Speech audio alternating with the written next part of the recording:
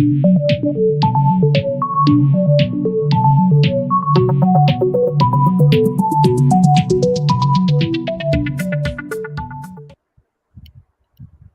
right, we're here. Hello. Here, how's it going? Doing good. How about you? Welcome, man, to the Bronx Heroes podcast. We're back. It's been a while, right? It's been a while. Yeah. Yeah.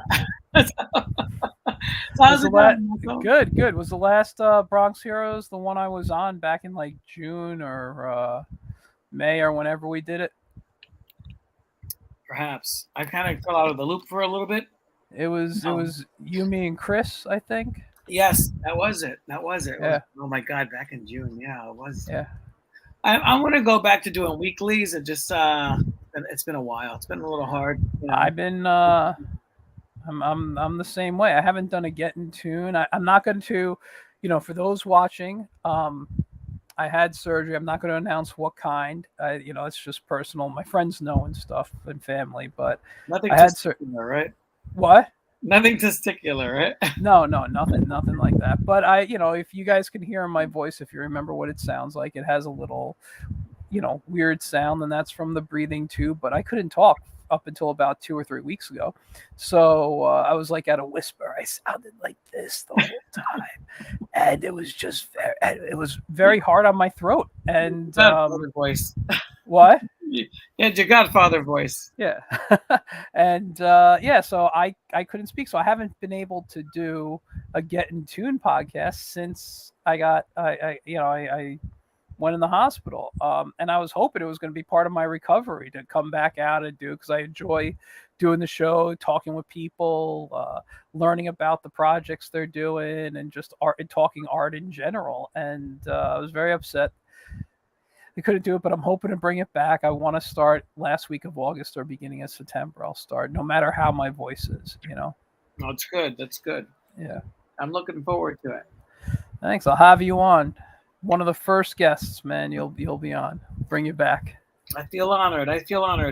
So everyone there who's tuning in, if you have to make a comment, if you'd like to comment, YouTube and Twitch, because Facebook doesn't allow us to make to read your comments live.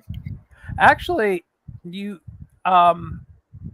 is this off your Bronx Heroes page or your personal Facebook? Sometimes one or sometimes the other. Well, I notice when it's on my personal page, I actually have to open up my personal page to see the comments coming in live. But when I do it from my Get in Tune page, my Get in Tune posts show up. Is that right? Yeah. Interesting. It's good to know. Yeah. Although I do have trouble sharing links to Facebook when I post it in the comments. Right.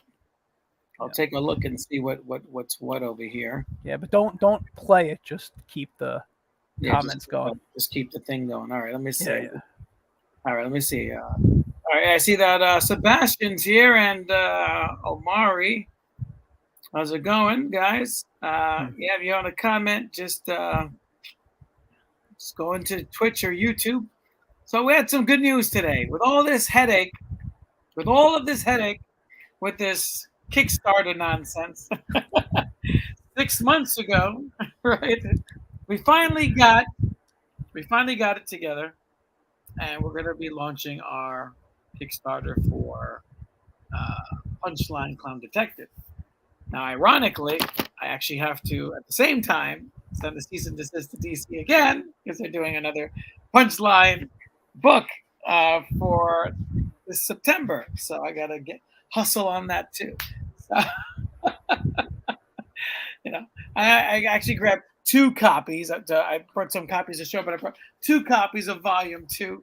But that's not what we're trying to do here. We're trying to do a little bit more than that. Let me go get my number 1.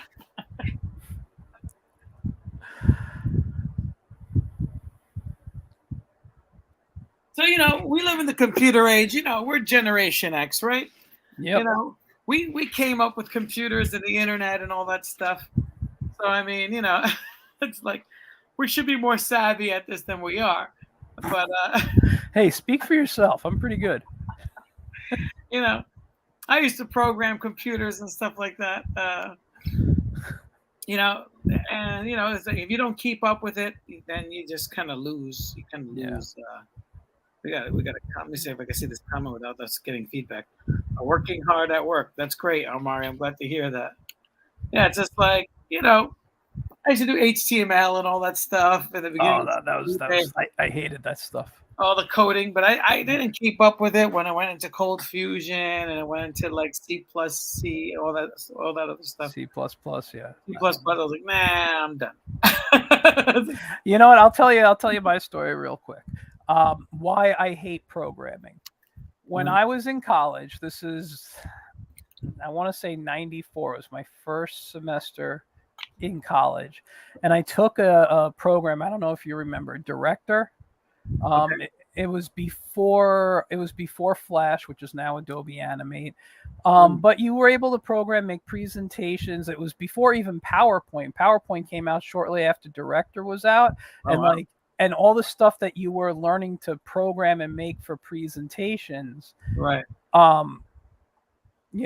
PowerPoint was just kind of a drag and drop version of that. But they also made games like I believe Myst, if you remember that game from the 90s, was in there. Yeah. I think Doom might have been made in. I can't don't quote me on that, but I think that game was made. So in there. Director was so you're saying that Director was before Flash? It was like before Flash, yes. Wow. And was it Macromedia too or no? Yeah, it was Macromedia, and I had to learn the programming language called Lingo. My teacher would give us what's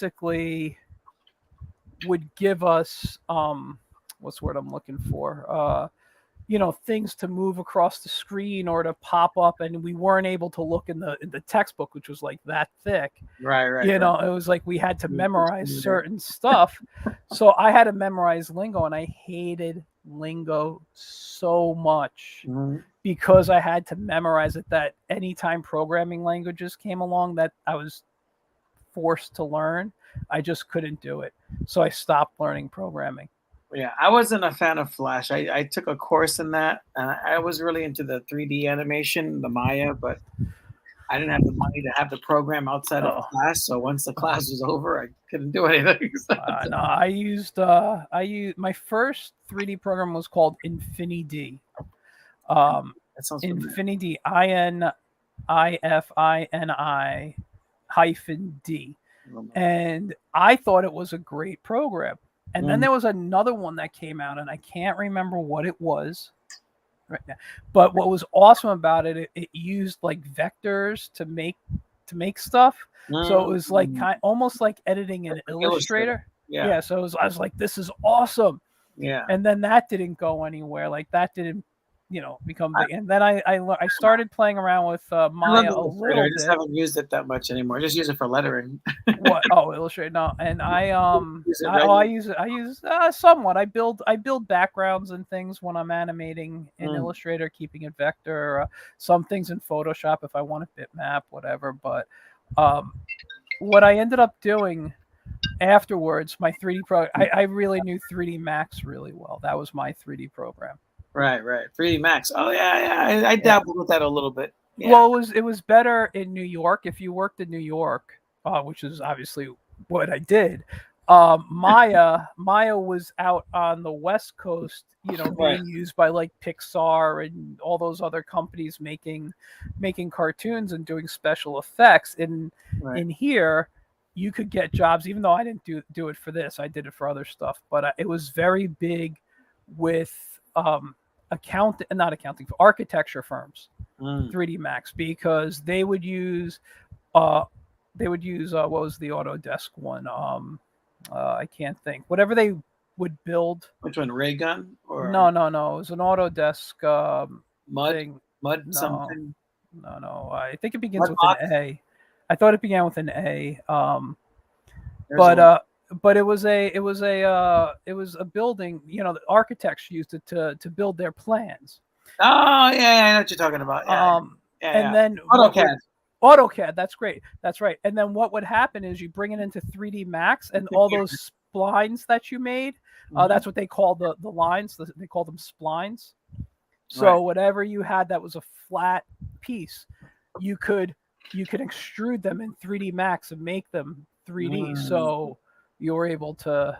They used it a lot for architecture firms. I know a couple of people who did that. There's a company. There's a website called SketchUp now that you can import your 3D images like vehicles and buildings. Yeah, I don't know it yet. I do want to learn SketchUp though. No, that's another one that people are using. But reason why we're talking about animation is the comic books is the conventions are Is that where you want to go right now? Yeah. Well, before we do that, let's get back to Punchline. So we're trying to, I went to San Diego Comic-Con this year. I've been going for 8 years, but this is let's say it's the first time. Well, not the first actually. It's the first time after COVID that I had my own table. I'd say that. In November they had the special edition. I was there of 2021. I did okay. It wasn't great.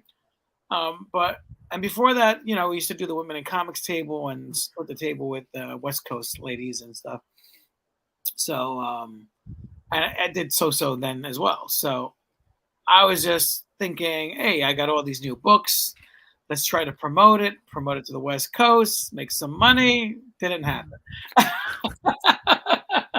So we got to really push this Kickstarter, get these books on the road. The days of the Comic-Con is slowly but surely coming to its finale, and we're working class folks, as entrepreneurial as we may be, we still have to, make money because we have family and so forth. We're married. Yeah. So let's make this thing a live launch. This is the commercial that I actually made for Punchline. So here goes a little.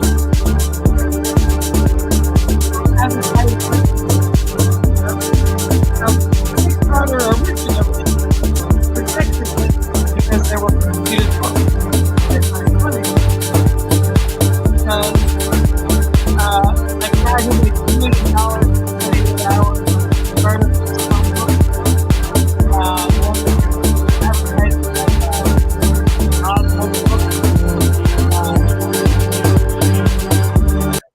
that's too long. I'm gonna shorten that up. It's like that book, it's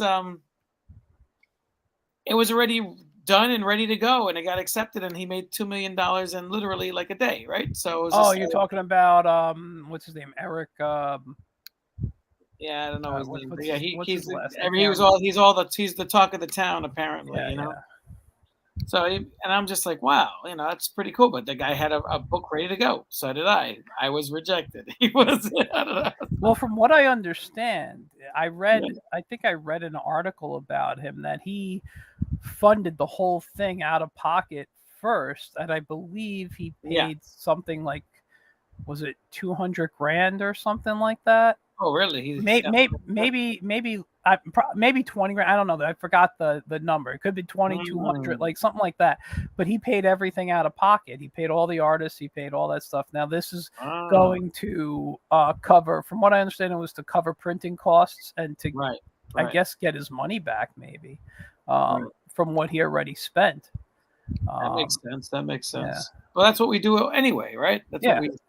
We do that anyway. Whenever we are, whenever we're doing stuff, Eric July, that's his name. Eric July. All right. Yeah. Well, God bless him. It's like he made it work. That's great. We're not gonna hate him. So I had to actually do this instead. So in order to get Kickstarter to launch these 2 books, which this is the Kickstarter campaign, these 2 books, this is what you're getting. But I had to put Punchline Clown Detective Volume 3. So now is Volume 3 done? Is it printed? No, it's not. It's in progress. That's why they approved it. So I would say Volume 3, we have about 1 issue that's completed. That's about 30 or 40 pages, and then there's which ends the actual might be more than that, might be like 50 pages, but it ends the actual first story arc, the 3rd volume, and then starts a new one, which ends as well within that 3rd volume. So you're getting the completed story. Each one of these books are already complete in their own in their own way. I like to keep things encapsulated. But enough of that. Let's put this activate button, clicking the activation to get it going. Let's see if it's live. Let's see. Is it live? Does it say it is? It says I click the launch button. Let's see. Coming soon. Why does it say coming soon? I want to punch somebody in the head now. And then you can't hit refresh. Hold on. I'm gonna go on Kickstarter. That's what I'm talking about. We're going to Zoop Kickstarter. This doesn't work. Punchline comic Kickstarter. All right, I'm going to give you this link, and you tell me if it works on your end. So I'm up to here with Kickstarter. I'm up to here with them already. Punchline in Death. Punchline Super Frenemies hardcover trade. There's a lot of punchlines on Kickstarter. Is that right? Oh, I typed in Punchline comic Kickstarter. I'm getting. Oh, really? I'm getting quite a few things here. Really? Punchline Clown Detective. 23. Whoa, a clown film noir. Is that real? It's on there. Holy crap! Look at this. I gotta send all these cease and desist to these people now. You see that? Oh, vaudeville villains. I'm cool with that guy. That's cool. We're cool. Oh no, that's that. The other one's Super Frenemies. That's old. That's already passed. That's the Bill Williams. He's a nice guy. That's all from. This is past stuff. So yeah, apparently, and this is his character is not called Punchline. It's the name of the book. So now, this is not acting. This is his thing is totally done. So I'm gonna type in Bronx Heroes and see what comes up. And this is from 2020. So yeah. That's the I never knew that these guys existed until Bleeding Cool tried to set us against each other. The Bleeding Cool, which is like the Fox News of comic book newspapers, it's like I don't like those guys, I don't know where it is, man. I don't see it. Oh my goodness, this is Punchline. Crazy. We hit the notification button. Let me see. Congrats, your project has been accepted. All right. So what's going on? I guess it's gonna be. Oh, wait a second. Is this it here? Look, it says coming soon. I'm gonna hit notify me. Oh, I gotta log in. Crap. What's my login? Yeah, this is too much. Like I said, we were there at the beginning of all this computer stuff. You signed in with Kickstarter. Here we go. Okay. And this is why we were talking about animation earlier, because we're like, you know what? Forget this. It's animation. It's like... Well, I mean, if you want to talk about that, we can, but yeah, I mean, honestly, well, let me just go a little bit into this. Like, so basically, we got our we're trying to get a goal amount of 2,500. That's our funding goal. We're trying to get this thing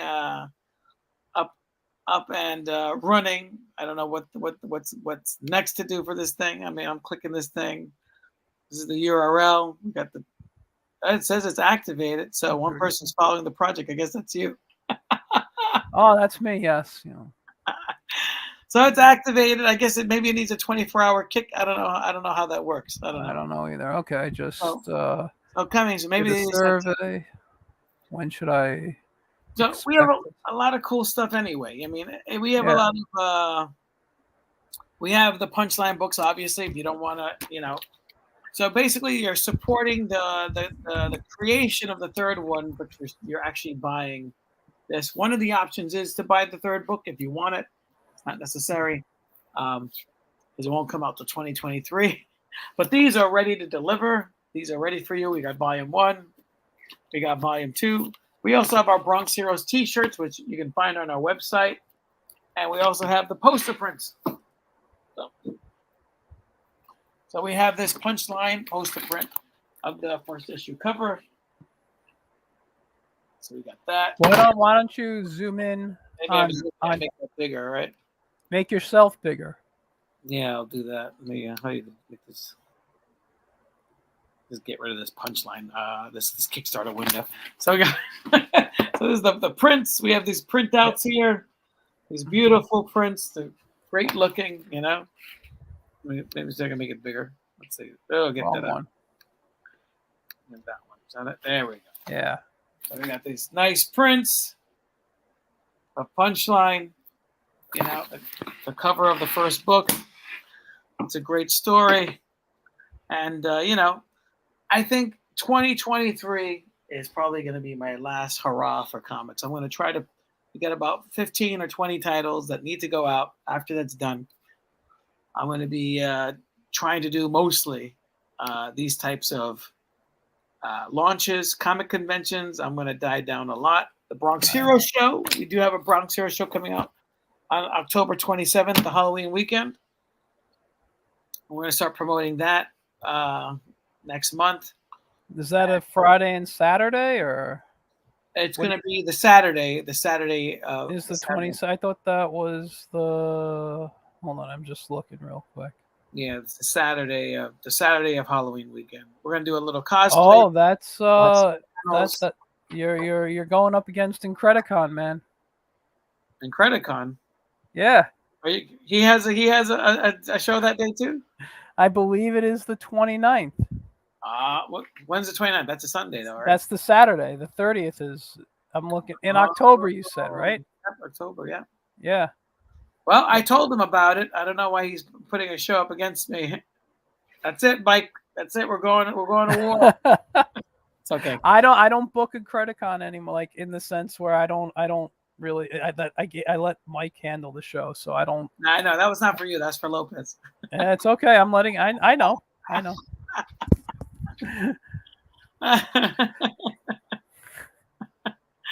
That's okay. I made this all the way back in April, so I can't change it now. So that's like that. So we're gonna be promoting it. You know, there may be a return of the Women in Comics in that event as well. So we'll see what happens. Okay. I have to reach out to the ladies and see if they're willing to do some panels and things like that. So we're trying to take it to the next level. We'll have some vendors there, but it's mainly going to be a show about workshops and panels, and art, the professional things. I really want to make it into a TED Talks type of thing. That's cool. Where you're getting more, you know, you can get stuff. You know, it's always been about the indie artist, but also like, you know, what they're doing. You know, finding out how to get into that. That was the real purpose of Bronx Heroes. Was not really to do a comic show like everybody else, but to do something to help people from the Bronx learn how to get into the professional industry of it. Mm-hmm. And, you know, a lot of people, you know, I've seen a lot of people that got published their first books by doing my show and stuff like that. And we were gone for what, from 2019 till now? I mean, that's a long time because of the pandemic, you know. So I think, you know, I want to, you know, just get back into doing the Bronx Hero shows, trying to, you know, get the public involved and interested and giving them, you know, young people a direction, you know, like just like I teach animation in Newark, the same thing. Mm-hmm. Getting them connected with people who can really make a change, you know, really make a change and help them get to the next level, you know. I think that's super, super important. I agree with you. You know, that's what we're here for, right? To build up the next generation. But I mean, I think comic books is really not where it's at now. It is with the films and stuff and getting properties. And I think more importantly than getting a book out, I think licensing is super important. And I've always thought licensing was the most important thing. I even took you know, workshops on licensing. I still have paperwork going back maybe 15 plus years that I've taken licensing courses. I have books on licensing. I just never pursued it the way I should have.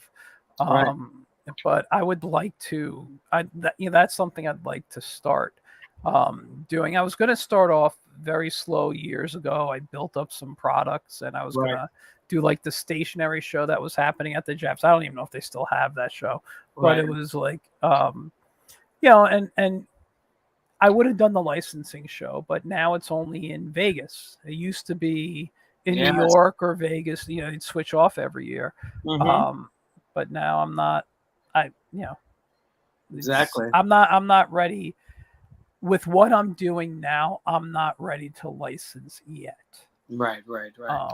But I do plan on taking some of my ideas and seeing how they would work, and going on sites like TeePublic and making mugs and T-shirts and a few other things, and see if there's an interest, because that's basically what licensing is, getting it on a product, and you could use all these passive income sites now and get them on T-shirts and blankets and all this stuff, and just do a little test.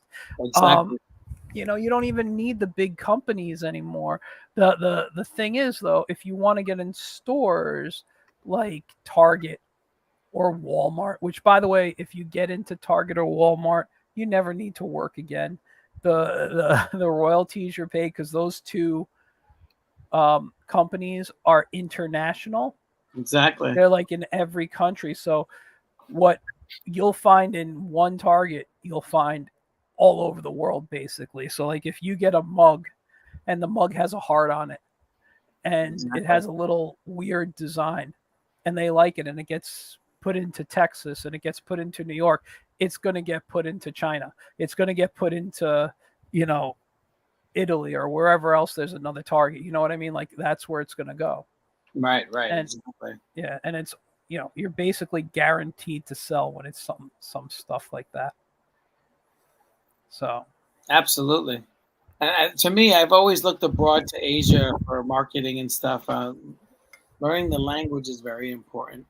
I've made some connections in the past there by going to shows and meeting up with people, but yeah. the language is really key because you can't always rely on your significant other to make that meeting. But also, let me ask you, just because you have the connections in Asia, they don't have copyright laws like we do. They that's why we have all these knockoff things at like dollar stores and Hobby Lobbies of like Spider-Man wearing a Batman cape and stuff. And it's just like how are you comfortable doing stuff like working with companies obviously, because they'll take a mold and then they'll just take a copy of the mold and give it to their friend, and their friend will go take it and build it and just give it a different paint job and exactly. No, make that's knockoffs. True. That's true. That is a risk, but that's with everything, right? They got knockoffs of Superman, so yeah. I mean, if they're making a knockoff of your stuff, then then you made it. But no, and the only reason I say is because I remember going to a licensing show. They gave me a free ticket one year. This was back when it was in New York. All right. Oh, it just went live. It just went live. And they told me, be careful of, what was it, China and Argentina. Those two, because what they'll do is they'll take their cameras. They won't even go into your booth. They'll take their cameras, hold it above their heads like this, and just start randomly snapping inside booths and stuff. So you gotta have signs up, no photos. No, you gotta be really careful at those shows to protect yourself. Yeah, that's true. I mean, they do have people that do that. I mean, that's how DC got the Black Power book, the character, and then changed him to the Signal. I remember this older guy came up to the table, was trying to take pictures of the banner, and it was so obvious. I was like, dude, why don't you just buy the book if you're gonna steal it? Yeah. And then this young kid came by and said, "Oh, this looks really cool," and then he bought a copy. And then I followed him, and he went right to the Marvel booth, and then. And then the old guy wasn't there, so he was probably from DC. Jeez. But it was pretty obvious that all these people were coming by, taking a look, taking a picture of the banner. Some people that at shows that I used to see often. One writer wrote an article about the character and then comparing it to Muhammad Ali, and I was like, oh, it's a little too on the nose. I was like, it's pretty obvious. I'm not making accusations, but I'm just saying that some people give themselves away by trying to, promote something that, they're attached to, and not being attached. So, again, if you guys want to make comments, if you want to interact with us on Twitch, Bronx Heroes, or YouTube, come to the Bronx Heroes channel. We could interact with you on the Facebook. not so much. I mean, I'm looking to see Any comments going on Facebook? just one, which was Omari. We responded to that. We had Oh, Sebastian there, and two others were. We had Mark Torres, hey Mark, hey, Phyllis Mark. was there earlier. Yeah, Hey, so a few Phyllis. people came and went. But we're just really trying Yeah. to, you know, as successful as Disney is with the comic book shows, and you see Netflix and all this, the trickle down doesn't exist. So we really got to Yeah. make our own Well, opportunities. I think Shows will come back soon. So I will say this. I personally think the time of the comic books, like shows and movies, well, not movies, but shows, mhm. are gonna soon come to an end. And I mean like superhero stuff.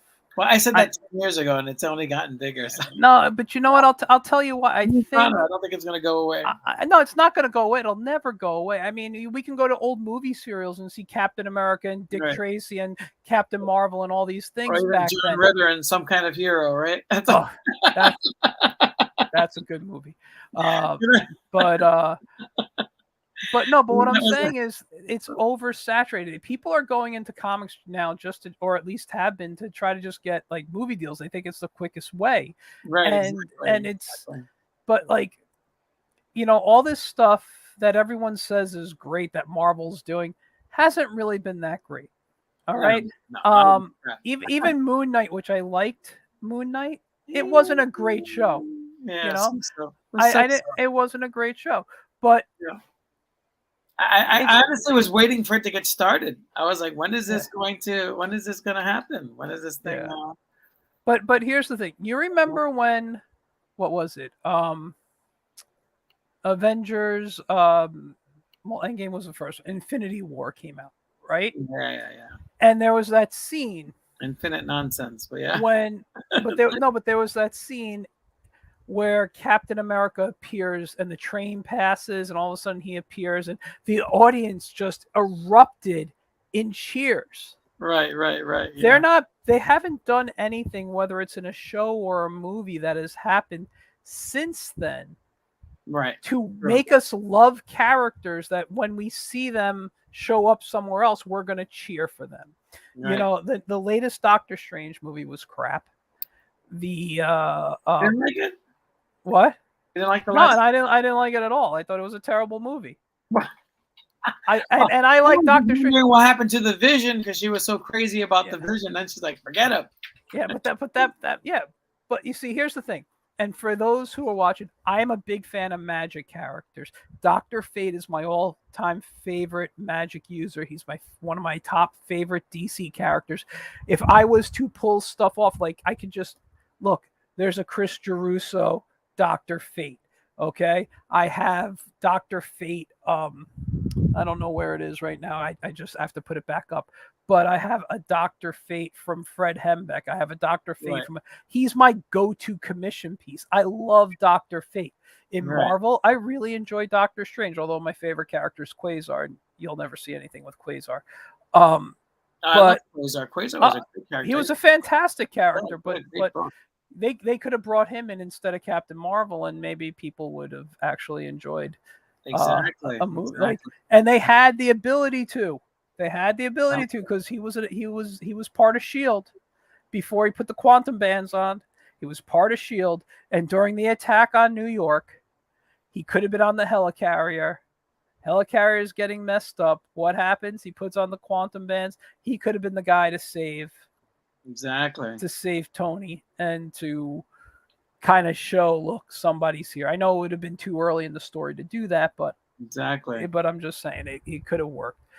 But yeah, no. So I love all these magic. But the Doctor Strange movie was not even a Doctor Strange movie.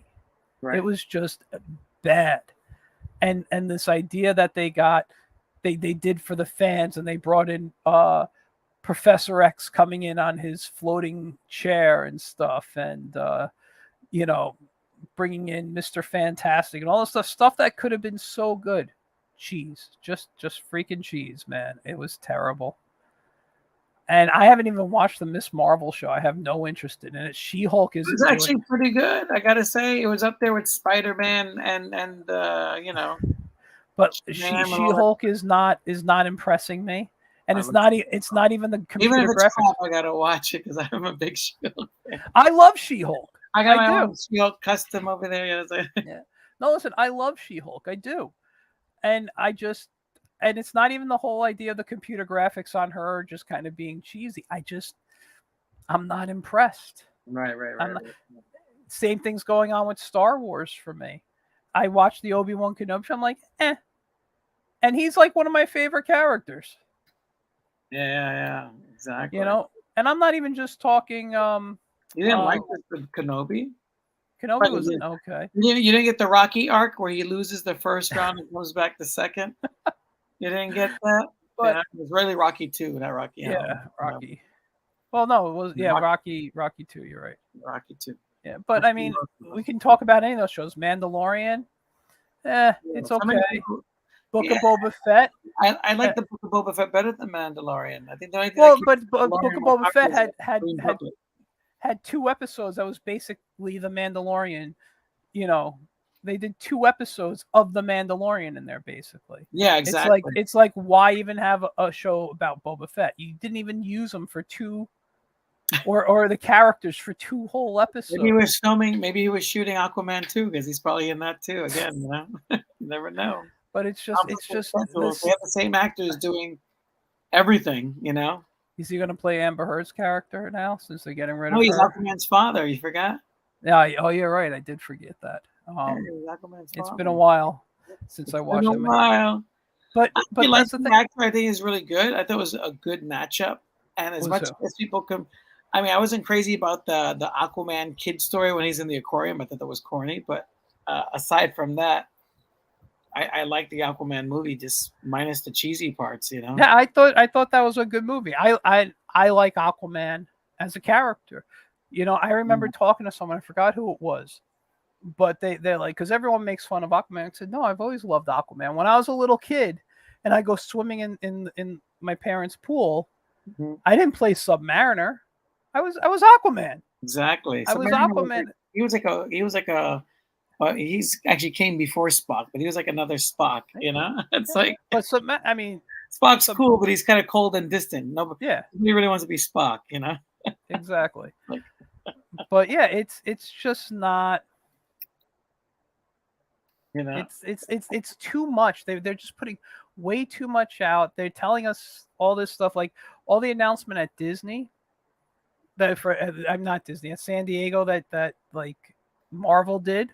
Right. Just I'm not really impressed by anything, and I'm going to be the only one who will say this, and don't hate me, but the second Black Panther movie trailer Right. didn't do anything for me. I didn't You cry. know what I thought was the better Black Panther What? trailer? What?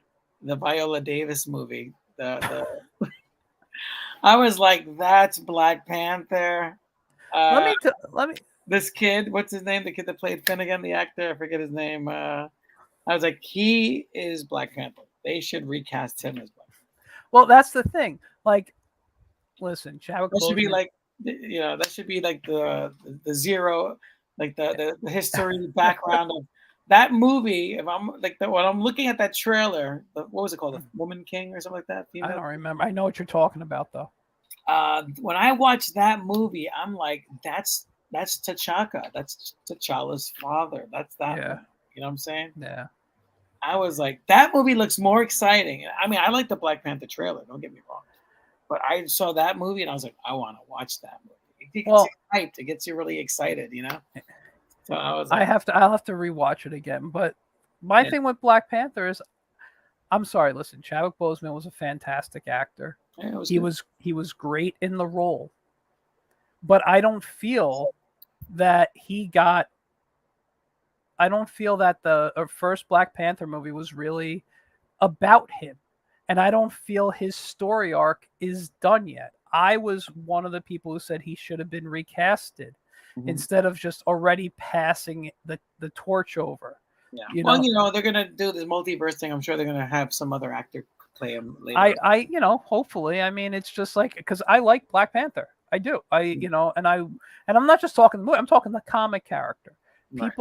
People forget that he's a comic character. A lot of people do, except for people like us. People are like, oh, Black Panther. Yeah, they only know him from the movie. No, read the comic. And the other thing is, and how do I say this? Black Panther can be a bit of an asshole in the comic. I mean, he's in the movie USC, he was like, I'm above it all. I'm better. No. Yeah, he had his ego, but when you look at Black Panther in the comic, Black Panther is really just about Wakanda. It's like F the world, and but that's Black Panther.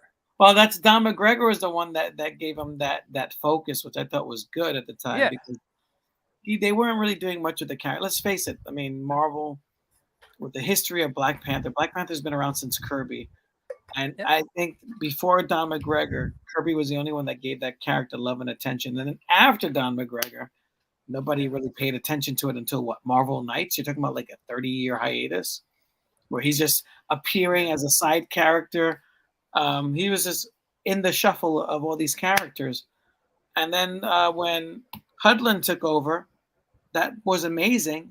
But then Marvel was angry, and then they tore apart everything that he built up. And I was like, what? What is this? Yeah. They burned down Wakanda. They had Doctor Doom take over. They killed him. They had his sister take over. Then he comes back to life, and then he's in Hell's Kitchen taking over for Daredevil. Like, what is it?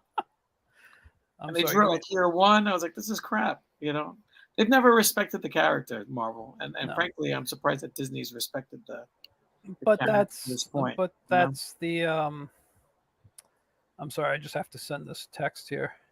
What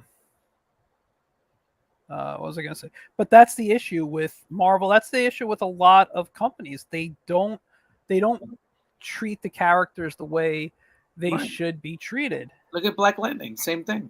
It's like, why is Black Lightning still kind of like a side character? He hasn't had his own issue, his own title, like a monthly title, since, I mean, they did a little stint for the New 52, but that doesn't really count. But in the 90s, that was the last time he had his full-on title that went on for years. Yeah. They only bring him back to renew the trademark and the copyright. That's it. But that's I think what everybody does. I mean, and the same thing with Milestone. The return of Milestone is just a trademark renewal. That's all. Yeah. That's all. That's the only reason. Every 15 years you have to bring it back, to renew it, or else it goes into public domain. Yeah. After 50 years, it's public domain. But if you lose your trademark after 15 years, it's 5 years, 5 years, 10 years, and 15. Yeah. If you look at it, they brought back Milestone 5 years. I think it was after. Then another 5 years, they brought like a special book. Like it was Static Shock. That was it. Yeah. So they had these different Static Shocks keeping it up, and then now they have the whole legacy thing and all that. But let's face it. Let's tell the truth. The only reason why my Milestone went away is because DC decided we don't want this. That was it. Yeah. It was total. It's the same thing. It wasn't sales or anything like that. Same thing with Marvel and Malibu. They own Malibu Comics. They had some pretty good characters. They buried it. Yeah.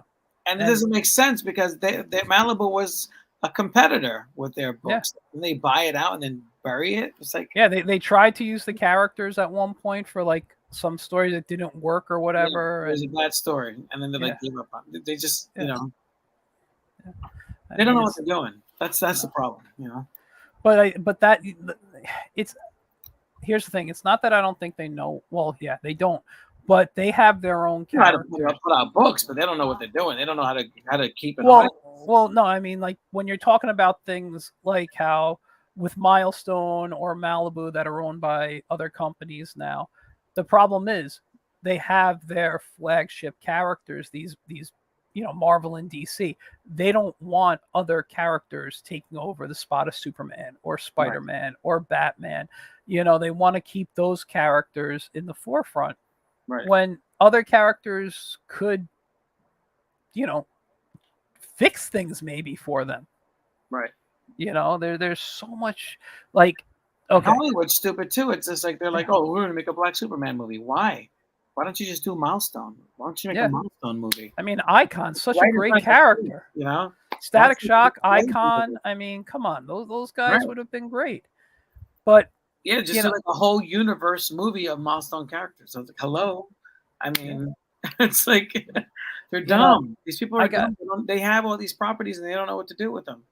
and this is my issue with comics. I was at my local comic shop yesterday, actually. No, what's today? Monday. Which I one? went. I went Which one? Saturday. The Spider's Web, Ah, the local shop, come and on. I know. Listen, I was talking to Paul, who owns it, and Andrew, who's the Those guys don't manager. know what they're doing either, right? But go No, ahead. no, listen, no. That's a good store. I'm not going to knock that store. That is to me that is like the best store in Westchester, New York. It's It's a nice store. located It is a nice store. located at 887A Yonkers, New York, right across from the casino. Um, and Louis and Johnny's pizzeria is really good, and the Euro Eatery is a really good, both opposite sides of the comic shop. Anyway, I will say this. I was talking to Paul, who owns it. I was talking to Andrew, who's the manager. And I went and I bought comics. I haven't been there since before my surgery. Right. So I wanted to see what was out on the shelves. And Right. they know the characters I love. I'm a Superman, I'm Green Lantern, I love Dr. Fate, like I said. Mm-hmm. And I said, "What's going on in Marvel and DC that you think I'd like?" They said nothing. Another. They no, but specifically for me, I'm sure other people out there, they'll say, "Oh, Mhm. this is going on with Batman, you'll like this," but they know my taste, Right. you know.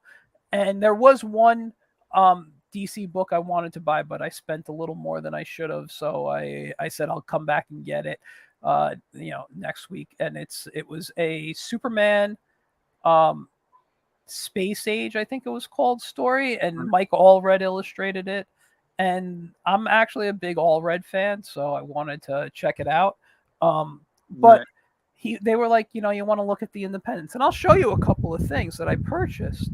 And I love, Let's see what you got. um, no, but one of the things I said to them is, I'm leaving comics. I love comics, but I'm leaving the production of comics to move back to animation. And it's Right. because of all the stuff we were just I don't talking blame you. about I that don't I've blame you. lost my passion to create comics. You've lost that love and feeling. Exactly. So I haven't read this yet. This is issue 3. They didn't have 1 and 2 there yet, but it's Right. Frazetta's Death Dealer. This is supposed to be a really great Oh, book. nice. I Wow. heard a lot about it. Oh, that's cool. The artwork, I forgot who's drawing it right now. I got to look in here, but the artwork is, it's not Frazetta, but it's a nice comic style. Right. And I haven't read it. This will probably be what I'll read before bed I tonight. think I have that book. This Let me see the cover again. they've had, I think, 2 or 3 different covers. This is Yeah. a Oh, Frazetta I know. painting. I don't have it from that company. But I know they had a Death Dealer years ago. They Oh, did. did they? Ikrat, that company that did Ikrat. It was Danzig. He had a Death Okay. Dealer comic back in the '90s. Oh, I don't remember that. Yeah. Do you don't remember the Ikrat and all those books that were crazy? Danzig. The guy Danzig did a whole line of comic books. I'd have to see the artwork. I don't remember Yeah, off the top of those are my good head. stuff. That was Uh, the same thing where like Evil Ernie was that other company. They were yes, I remember Evil Ernie and stuff. that was Because another company, but they were like kind of competing with each other. That was Chaos yeah, Comics. So yeah, chaos. Chaos and Danzig had the '90s was the best time because now you have a lot of companies coming out now, like a lot of independent companies. Now that DC and Marvel have ditched Diamond, you see a lot more Yeah, indie titles out there in the market, which is good. But they're not as interesting as the titles that were coming out in the '90s. yeah. They're just not. They're Well, just I everything's will, the same. I will just to say this about the Spider's Web. Half their store is indie books now. It used when they They first don't have opened those. when they first opened. I don't even know how long they've been out for now, but they've been around for a while. Yeah. And they used to have 1 or 2 columns of shelves that were just indie. Yeah. Now literally half the store is indie. The other thing I picked up from Image, I picked up the first 2 issues. I'm going to give this till issue 5. That's my comic Right. like rule. If you don't hook me by issue 5, I'm done. Yeah. It's called I do issue 3. You know. well, issue 3. I do that for TV shows, but for comics, I want to see sometimes. So right here, Beware the Eye of Odin. I have issues 1 and 2. It's by Image. The artwork is pretty nice. Right. I love mythology, all kinds, not just Celtic here and stuff.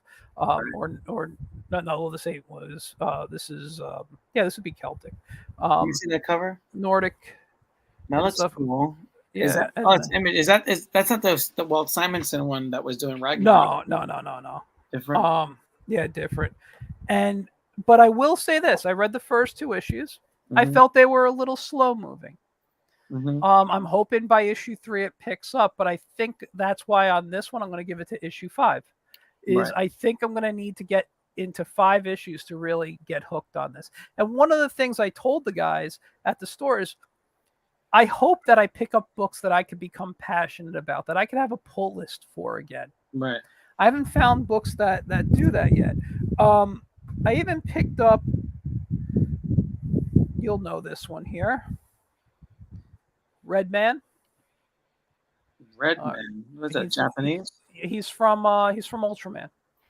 And this looks just like, I mean, it's not a lot of words. It's really just, Is that originally Japanese? yeah, just him fighting, Right. some beast, and that's all it is. It's just him having just a giant battle. And because I'm familiar with Ultraman and I'm familiar with these type of things, It's Godzilla with a horn on his head. Basically, I looked at it and I'm like, you know what? I can read this and see it as a it's toilet reading. yeah, as as if I was watching the show. But at the same time, do I need issue 2? I don't know. Right. I don't know. Exactly. Now I'm also, and this is something that I found interesting. I bought a Power Rangers book. All right. And I'm going to say this. I'm not a Power Rangers fan. I did not like the show when it came out. I was in 11th grade or just starting my senior year of high school. I don't remember. Right.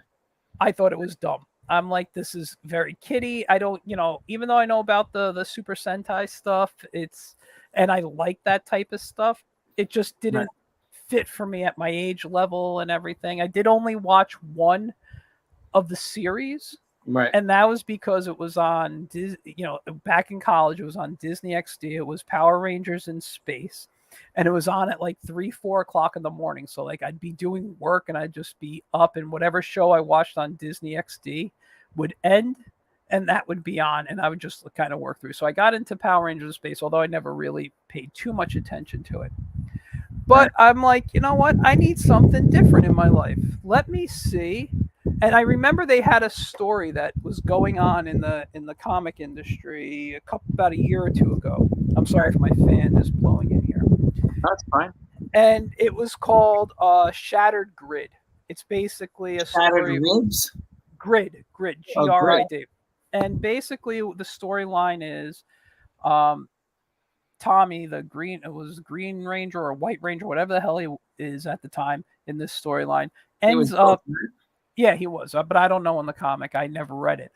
He ends up staying with Rita, staying like a bad guy. Right. And he eventually becomes a new villain, but all these Power Rangers have to get together to fight. But it was this big thing. It like was really changing the books. When I was talking to them at the store, I was told that people went nuts for it. They were getting calls from people in Jersey if they had issues because it was hard to find. Right. And I said, let me check out the new stuff. So, how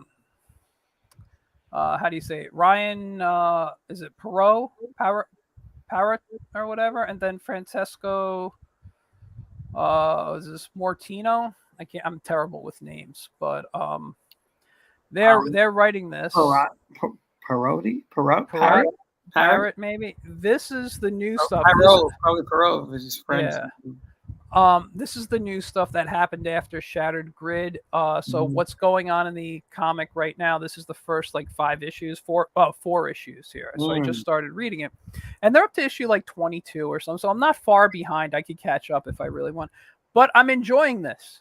Right. And because I like that type of stuff, I was recommended from who's this Image Rogue Sun, which is the same type of stuff, written by the same guy. So it's kind of it's like his own version of the Power Ranger type of thing. And I picked up this other version. Is this written by him? I don't think so. One of these is. But it's kind of their own. It's called Radiant Black. And there's like it's a good one. Yeah. Yeah, I heard good things about it. So let me check it out. So that's kind of what I bought. In addition to this, and I'm not a horror fan, you know that, but I just picked up Vampirus Camilla. How is that one? I haven't read it yet. But Corbin, is that a Corbin cover? I don't know. I'd have to look to see who did it. But it's got like right. Classic looking horror. It's like in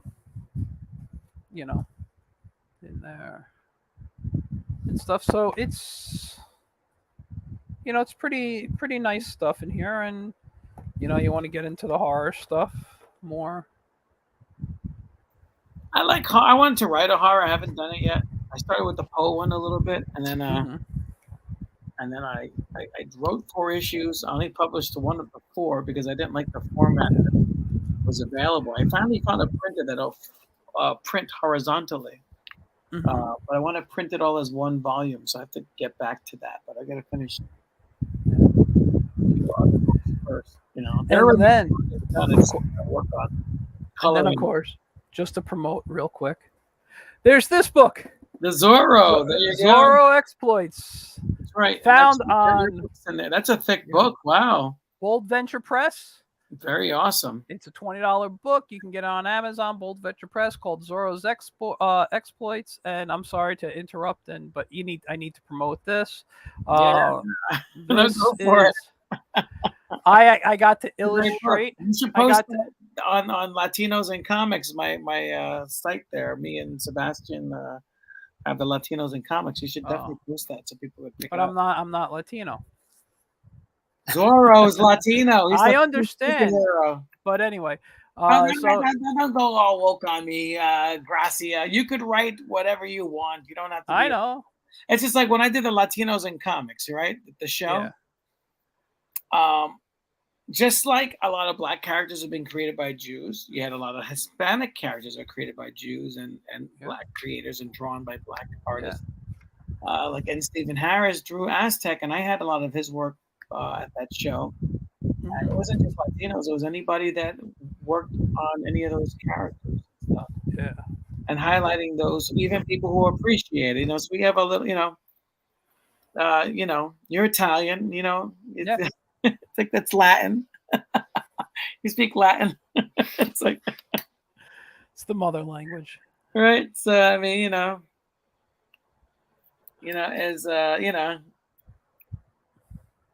yeah, it's anyway. That's. Go ahead. I think you should promote it on there. I'm telling you to do it.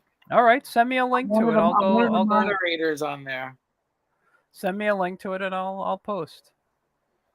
You don't have to do it right now because as soon as we get off of this, I'm going to bed. I'm looking. I'll look it up right now. But I think you should promote that on there. Why not? Yeah. Listen, it's a great book. I've read a few of the stories already. I haven't read the whole thing, but I've read a few of the stories, and they're amazing. Mm-hmm. And the 2 people who I illustrated their stories, the first one's a guy named John French. Mm-hmm. For those who've never read The Curse of Capistrano, which is the first Zorro story. The Curse of Capistrano, he had a love interest who he revealed his identity to. Her name is Lolita.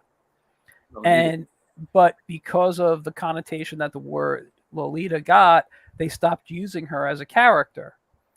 John actually goes back to the era of The Curse of Capistrano and brings back Lolita as the love interest of Diego. I'm not going to tell you any more than that, but that is, it's actually a really, what? Yeah, I'm not going to spoil it. And the other one, Don Smith, who's a good friend of mine, and the one who got me the gig drawing Zorro, which was a dream come true. he has another story. I can't spoil by all I gotta say is, let me just get the title of it for you. But he put in so much pop culture reference for Zorro, for um all these things that there's like, I believe there might even be a contest that if you win something if you could pick out everything that he picked. Where the heck is it here? Zorro. Oh, a wolf in the land. That's it. So as we all know, Zorro's the fox, but now there's a wolf in the land. So it's fantastic. But there's like 17 stories in here. I've read about 6 of them. All of them fantastic. Right. All of them fantastic. I had a lot of fun. They got great writers and artists on this book. That's cool. Yeah. So have you ever heard of the Awesome Comics podcast? No, but I remember I believe there was an Awesome Comics, wasn't there? No, this is Awesome Comics podcast. They're really they're from Britain, and they're really awesome. They're not the title, but they're really good because they promote independence. And That's great. In England, they promote a lot of English people, but they also promote Americans too.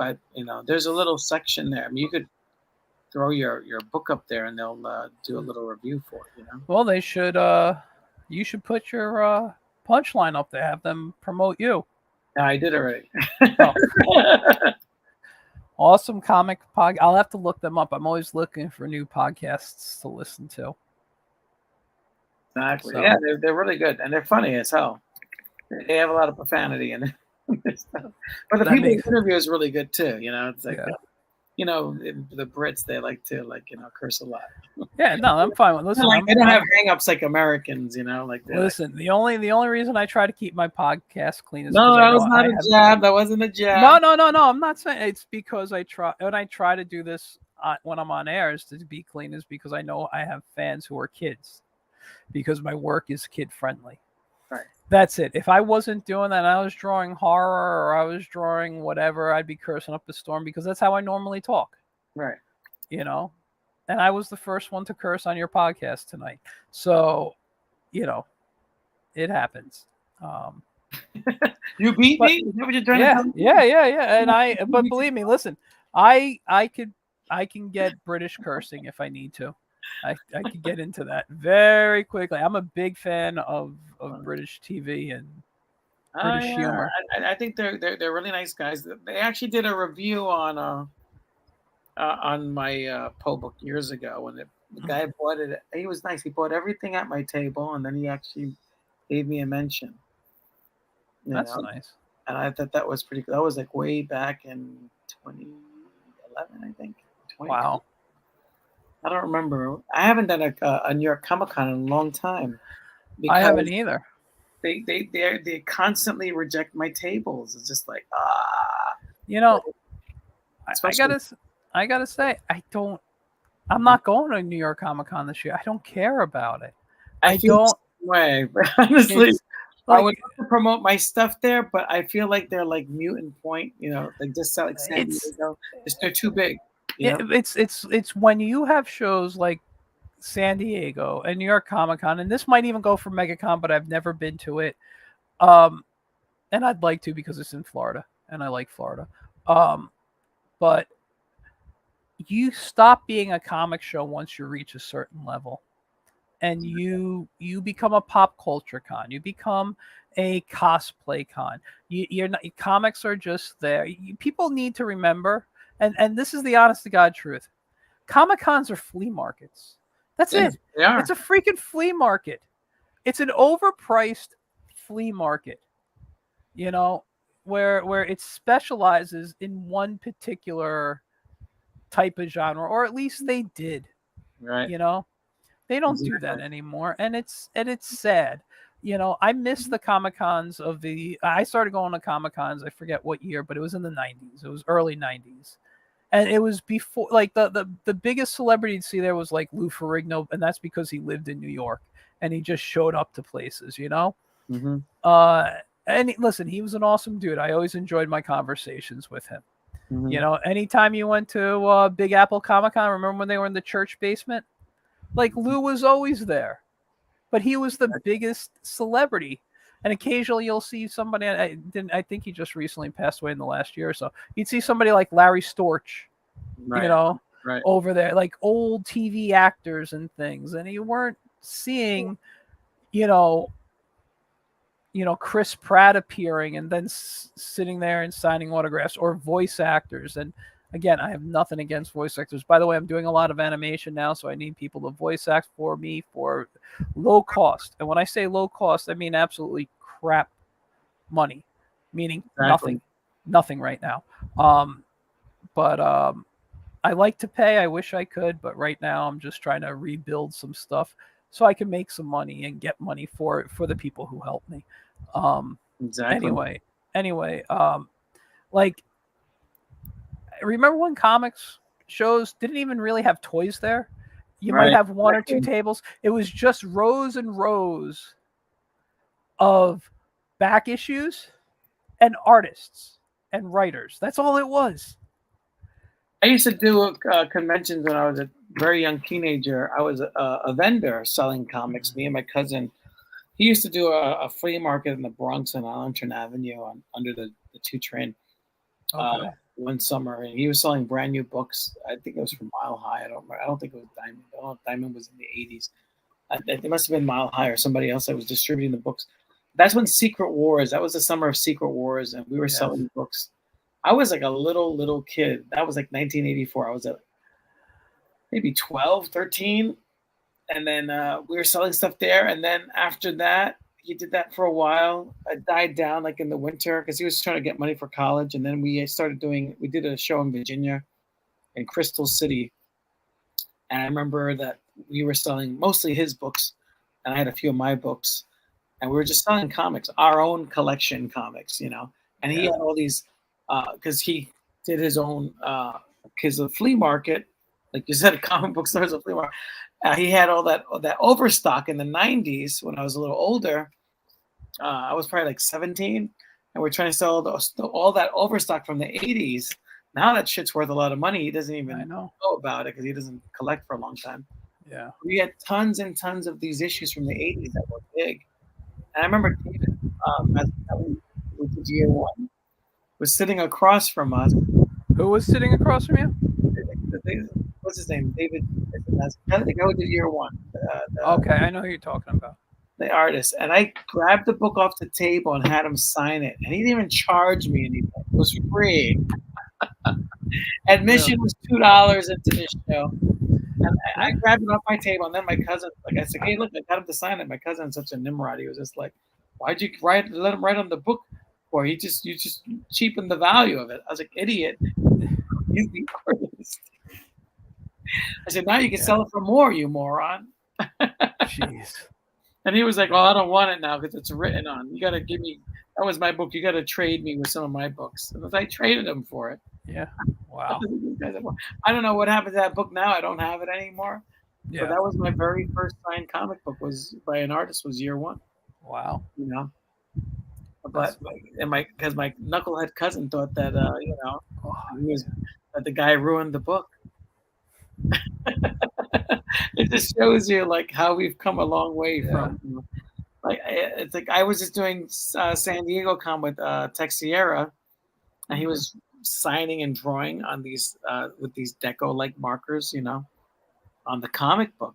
And I was like, dude, you just destroyed that book. And he was like, oh, I drew on it. It's gonna be, they're gonna probably sell it on eBay. I said, yeah, but that's an oil-based marker that's gonna eat through that paper. It's gonna actually create an oil stain through all the pages underneath it. So yeah, it's great that you signed the book. It's worth more, but that book is not gonna last 10 years. It's gonna have a big hole in it. Wow. So in that case, I would say, yeah, don't use. But a lot of these DC and Marvel guys are using these deco-like markers to sign and draw on the covers, and they look pretty. But you got to remember, it's paper, and it's oil. And oil, what does oil do to paper? Yeah, exactly. So Exactly. you'd have to, anyone who ever got those are great drawings. You just got to put a backing board on the front cover so that the oil gets absorbed by the backing board and not the actual book. You know, Yeah. that's a little trick, you know. So yeah, I mean, yeah, Wow.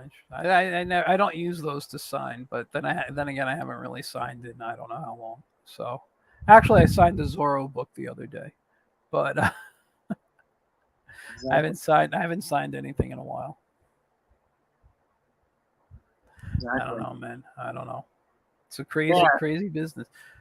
it is a crazy business. Yeah, I've been reading this book about what was it, Sean Howe? You ever read that book by about Marvel, the Untold Story? No, I know the book though. I do want to read it one day. I have others on my list That's a great. first. I'll tell you, I just picked up this book because I wanted to read something now. I heard it's not the first few books in the series are not well written. Right, But I'm again big fan of magic user characters. right. Um, I picked up Jim Butcher's Moonfront. Stormfront, which is the first in the Dresden Files. You might remember there was a TV series back in like 2005 with Paul Yeah, Blackthorne, who played an Arrow as Laurel's father. He was the right, cop. right. He played Harry Dresden. And it only lasted one season. It was only 12 episodes. I just rewatched it on Tubi, but I never read the series. And I'm like, for someone who loves magic users, why haven't you read the series yet? So I Exactly. went on Amazon. The book's normally $10. It was on sale for $7. So I'm like, okay. It was like a sign. You should start reading. It just came in the mail today. And excuse me. And before I go to bed, this is going to be my nighttime reading now.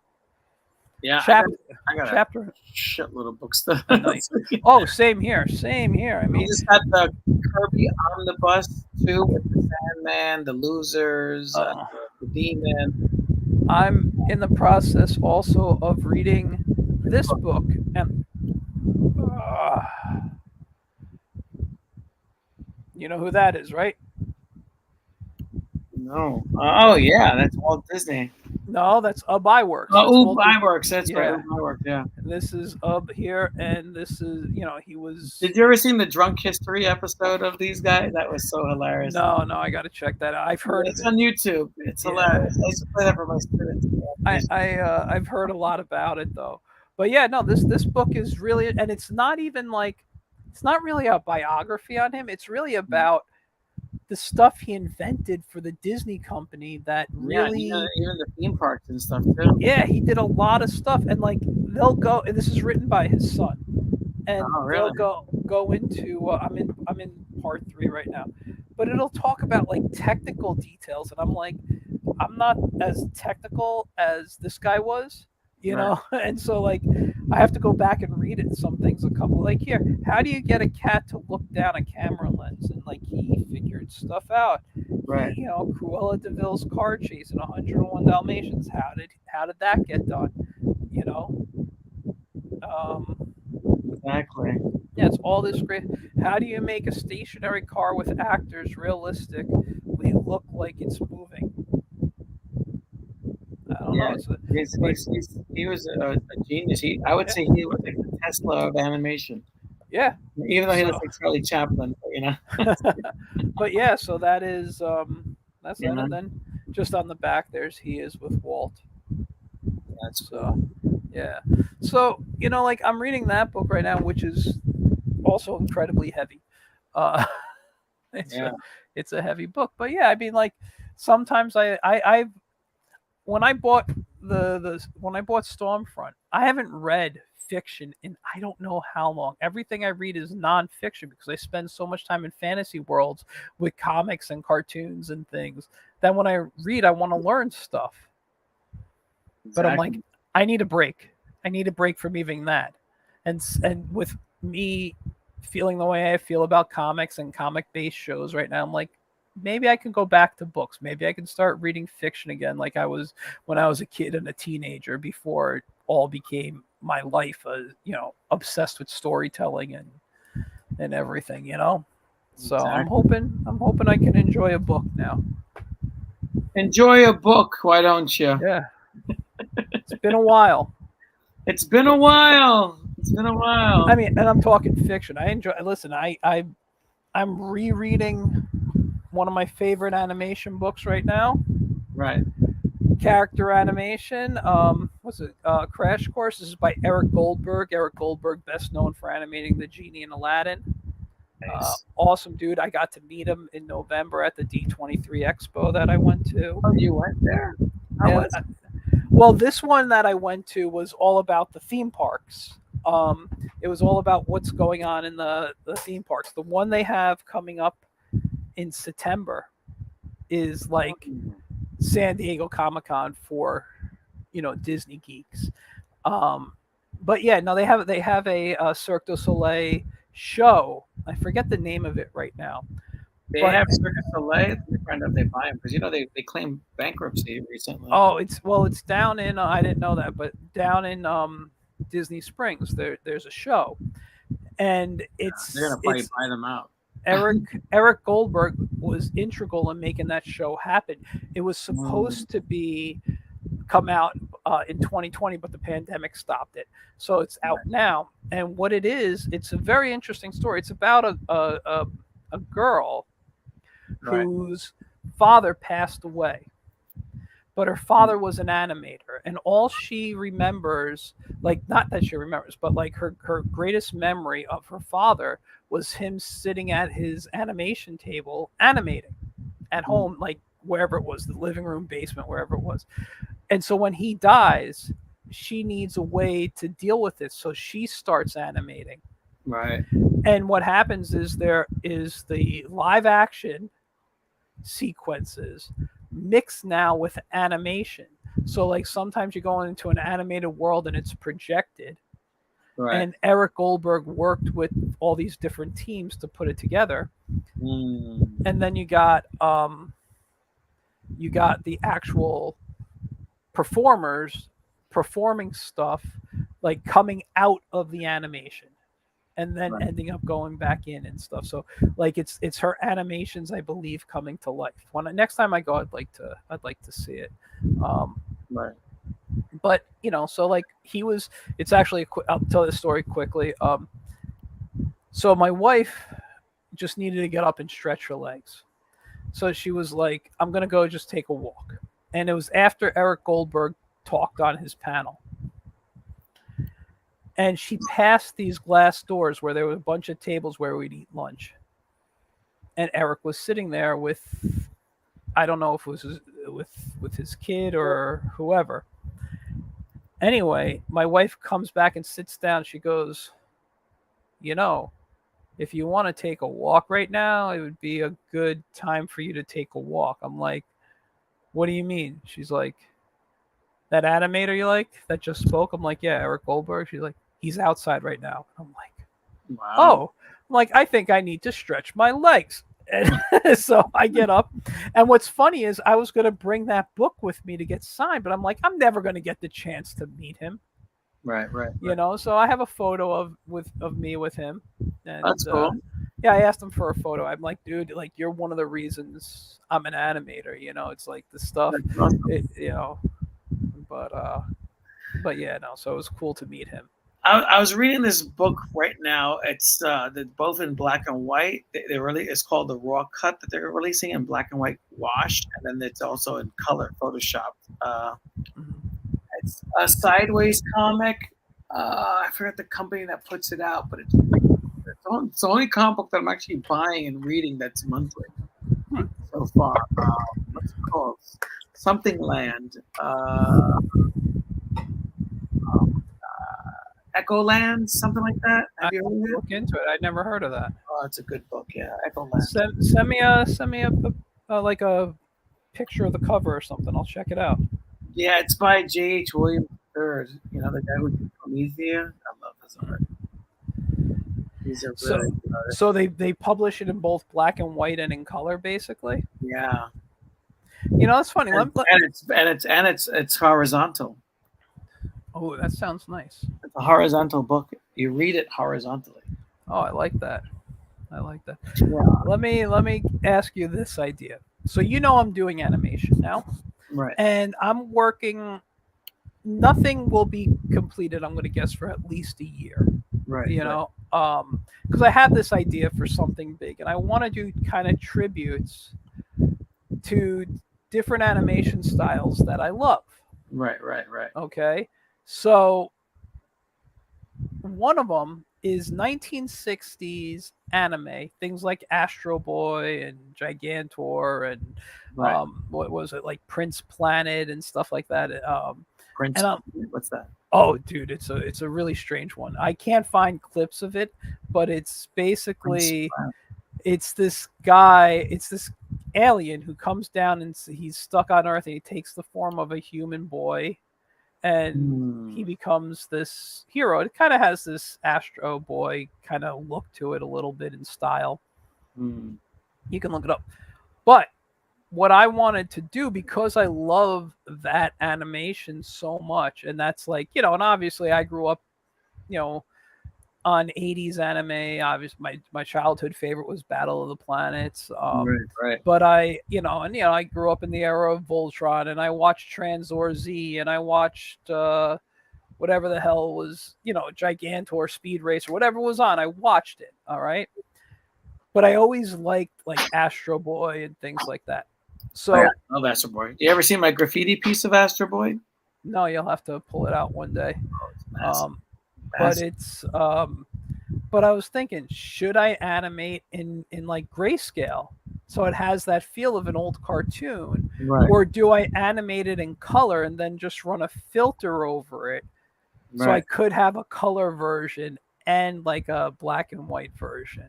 I haven't decided yet. But let me ask you, do you mind if I share my screen? I want to show you the character. Go for it, man. Go for it. Okay. Let's see. Can I share screen here? Yes, I can. Can I kick it? Yes, I can. Can I kick it? Yes, I can. So whenever you want to share the screen, man. I don't see it. Oh, there it goes. It's on the bottom. There you go. I'm going to add you to the stream. So here's the guy. Cute. Thank you. Legion of Superheroes meets Astro Boy. What'd you say? Like Legion of Superheroes meets Astro Boy. Almost. Well, actually, I had a character. I still have him. It's called Cosmic Kid. And not like Cosmic Boy type of stuff. Not. I wasn't parodying him. I wasn't making fun of him. This is honestly even before I got into the Legion. I was like a little kid. And I drew him as this. He was more my Plunger Pup style, except he had a human head. I think that looks great, man. And I said, what if I took a little sci-fi story? I use Cosmic Kid, but I turn him now into an anime style. So in that 60s anime. So this is the character. The thing I'm going to do is I'm going to remove the little bumps by his feet and just have it be like a solid shape. That's a little more, of what's happening. Same thing with the hands. I might make them more gauntlets. It's kind of, last time I showed this to someone, that it was kind of like, they were like, it's kind of looks like Astro Boy meets Mega Man. Right. So, but that's what one of the stories I'm going to be doing. So now I just got to figure out how I want his other cast to look like, and I'm even going to change like his spaceship to make it have that feel more of a 60s retro type of thing there. Right. What the hell fell? Sorry, something just fell. But yeah, so this is one of the goals. I got to animate, and I figure I'll just do like a 3-minute short with him. Nothing crazy. Something will take me a couple of months. Right. I might even do it as symbol animation, so it's a little more stiff, just like anime is to begin with. It's a little. Right. It's not as fluid as American cartoons were back then. Right. So I used to love Astro Boy because it's a shoot out of his ass. You remember that, the cannons? He had the cannons coming out of his butt. I remember Who was it? The Transor Z cartoon. Do you remember that one? Can you believe that they just locked me out of Facebook because of this unusual activity? What? It's like What did you do? I'm just posting. I'm just copying and pasting my Kickstarter on different groups, and they got booted out. Oh, because you did too many. They do that now. That's ridiculous. I think that happened to Lopez once. He was posting about, his podcast, and I think he did too many. That's ridiculous, man. That's what the hell. They really want you to pay for their advertising. That's what it is. Yeah. That's really what it is. They really want you to pay for that. And honestly, I used to pay for Facebook ads and I stopped. You want to know why? Why? Because I got more traffic to my page just posting stupid shit. And this is before there was a million different social media outlets, and mostly everybody was on Facebook. But I would get literally thousands of hits years ago over something silly, like a silly video or something like that, or more than instead of, and then I would throw in my ad for my show with it as well, to get people to come to my page. And I used to do over 1,000 invites to events that I did, and then they blocked it to 850. Now they cut it down to 500 or less. Really? And I was like, this is ridiculous, Wow, so now basically they want you to pay, Yeah. I don't use Facebook for things like that. Never did, really. I tried at one point, and I'm like, you know what? I don't want to. No one's on Facebook really anymore. It's not really worth it. I used to pay to promote my show, and I didn't see a difference. But it's weird. I'm getting bigger hits on Facebook now than I am on Instagram. And it used to be the opposite for me. If I go to my page right now. What? So you get more on Facebook than Instagram? Yeah, hold on one second here. I'm just looking right now. Oh. Jesus Christ, people, all these things here. Where is it? I'm just okay. Here, I posted something very stupid yesterday. I don't know if you are, or Saturday. Here, let me just share my Facebook real quick so you can see. So stop the share, and let me share this now. Okay. They want me to change my password now? What the hell is that about? Oh, Facebook? Yeah. Yeah. Jerky shit is that? When you're ready, share the screen. All right. Oh, man. I hate Facebook. Yeah. Here. So it says, they ordered 66 of me, but I survived. I'm at 24, 26 really interactions. It's a dumb post. I know it was dumb.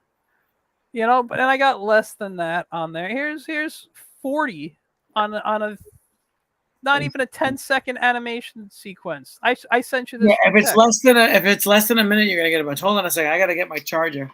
Yeah. Keep talking. No, I'm looking for something here. Oh, here. My cartoony version of Liefeld's The Prophet. I'm at 46. Now listen, I'm not anyone who gets a crap ton of likes and stuff anywhere I go, but that one's good. 40 on my quick concept of Diana from the Dungeons and Dragons animated series that I loved growing up. But it's going to get more in a moment as soon as I find specifically what I'm looking for.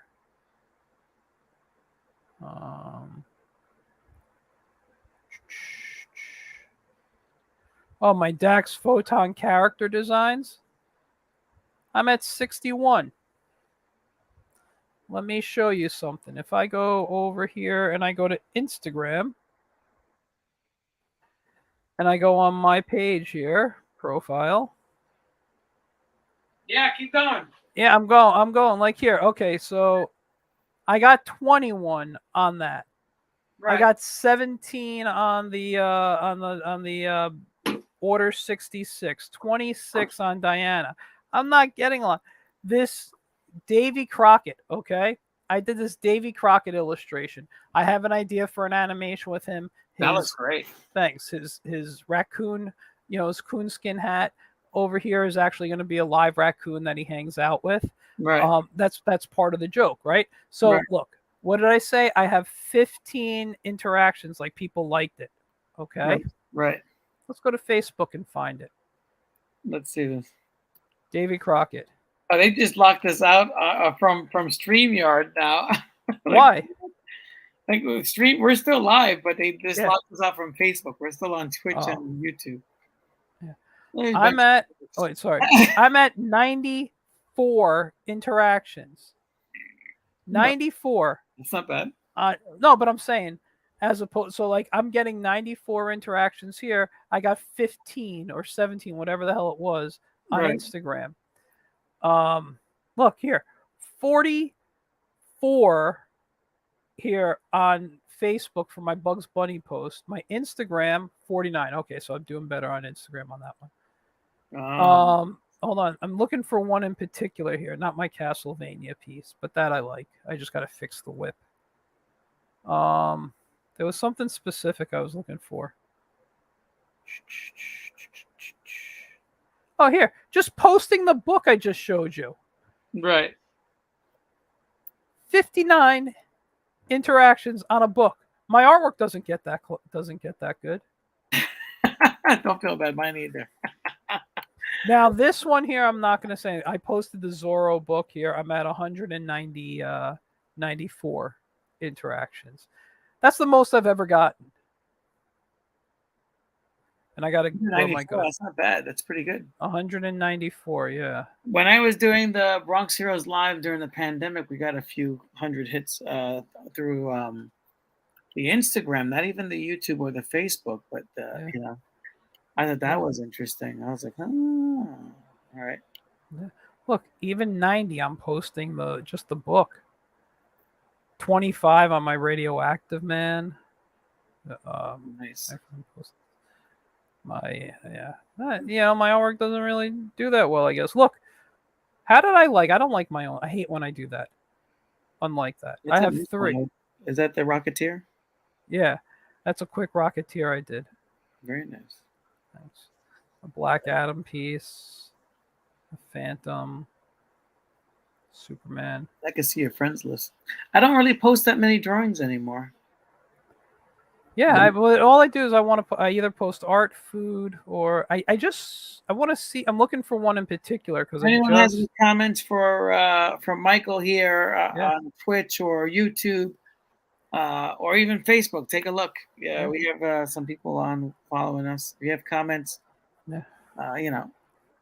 my Captain Marvel, 57 interactions. I actually sold that. I sold that piece.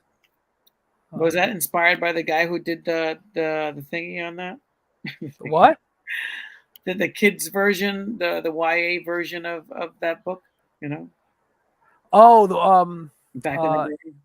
The guy who did when Jeff Smith did it. You mean? Yeah. That was a good story. That was I forgot what the title was. Yeah, I remember that. No, that wasn't. That was just me. Doodling, and I'm like, I haven't used colored pencil in a while, and colored pencil's like my favorite medium to work in. It's just because it's so relaxing. Right, yeah, sure. One of my Ninja Turtles. That looks pretty good. That's old school too. I like. I don't like the color band guys. I like the ones that kill people. I have an actual mini series that the Ninja Turtles put out that showed you how to use the weapons and told you what kind of deaths they can create. Really, that's hysterical. Black and white. It's like back in their original. I still have that. Yeah. And there's my shredder from it too. Hey, wow. Yeah. So, I was not a fan of the cartoon. I was really a fan of the black and white comics. Yeah. They sold out, but I understand. I forgive them. They made billions of dollars with the Ninja Turtles. Yeah. I mean, I'm not gonna lie. My first introduction to them was the cartoon, and then I discovered the comic. But first, I discovered the Archie comics, which was based on the cartoon, Right. And then I discovered the older ones. I have I don't have many of the original. The I Shredder do. comes back to life covered in maggots, like these maggots. Oh yeah, no, I don't have that. I have the original Ninja Turtles #8 first appearance of Casey Jones, Oh yeah, yeah. where it's like a slightly oversized comic. Yeah, it's like a magazine size. Yep, that's the original ones back in the day. Yeah, I think I have that and like one or two others. I don't have many of the original, Exactly. but those were great books. Oh, fantastic. So Fantastic. Yeah, they're great. I love those. Those are the yeah, best. yeah. You I know. mean, and my goal was Did you ever read? always what? Go ahead. No, I was going to say my goal. I've always wanted to do something very Ninja Turtles like, and I don't mean like ripping them off and turning them like creating ninja. You know, like when they had Like all the Samurai Pizza Cat one, cartoon and like the what? there were tons of ripoffs of Ninja Turtles, Yeah, like the hamster guys. You know, like yeah. the Well, Ninja. that was Don Chin. Don's an awesome dude. Without Don, I wouldn't have been able to get into his X Farce Reloaded book. Yeah.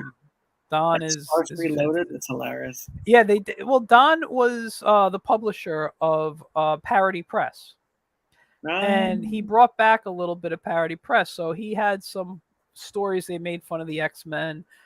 They had, X Farce was the X Force team. Like instead of, I have to go back and look at the pictures. It helps me, but I remember in instead of cable, they had cable TV, and he had like brands of channels on them. He had instead of that's hilarious. what the hell's his name? Instead of Deadpool, they had Cesspool. He wore like a diaper and smelled real bad. I have the books Sounds better aside. than the original character. Instead of who was the werewolf one there? Werewolf by Night. No. Oh, On X4. Wolfsbane. Yeah, Wolfsbane. I don't remember the character's name, but she looked like Garfield with the That hair movie was such a sticking. disappointment. Wasn't that movie such a disappointment? Which one? Garfield? The New Mutants. You know, Oh, the New Mutant. I never watched it. I didn't get a chance to. they tried to make it into a horror movie, and it was horrible. And that's why I didn't watch it. You know what I watched yesterday though? Why didn't they just do Professor X and the New Mutants? I don't understand. That's so easy to do. People They already had X-Men established. well, Introduce the New Mutants. No, they want to make it a separate thing, and it's not connected. It's like, oh god. and that's what I'm telling you. They don't care about the companies. Look at Eternals. I mean, the problem is, and it happened with the Justice League not cartoon, TV series, not the movie, the Snyder Cut, all that stuff.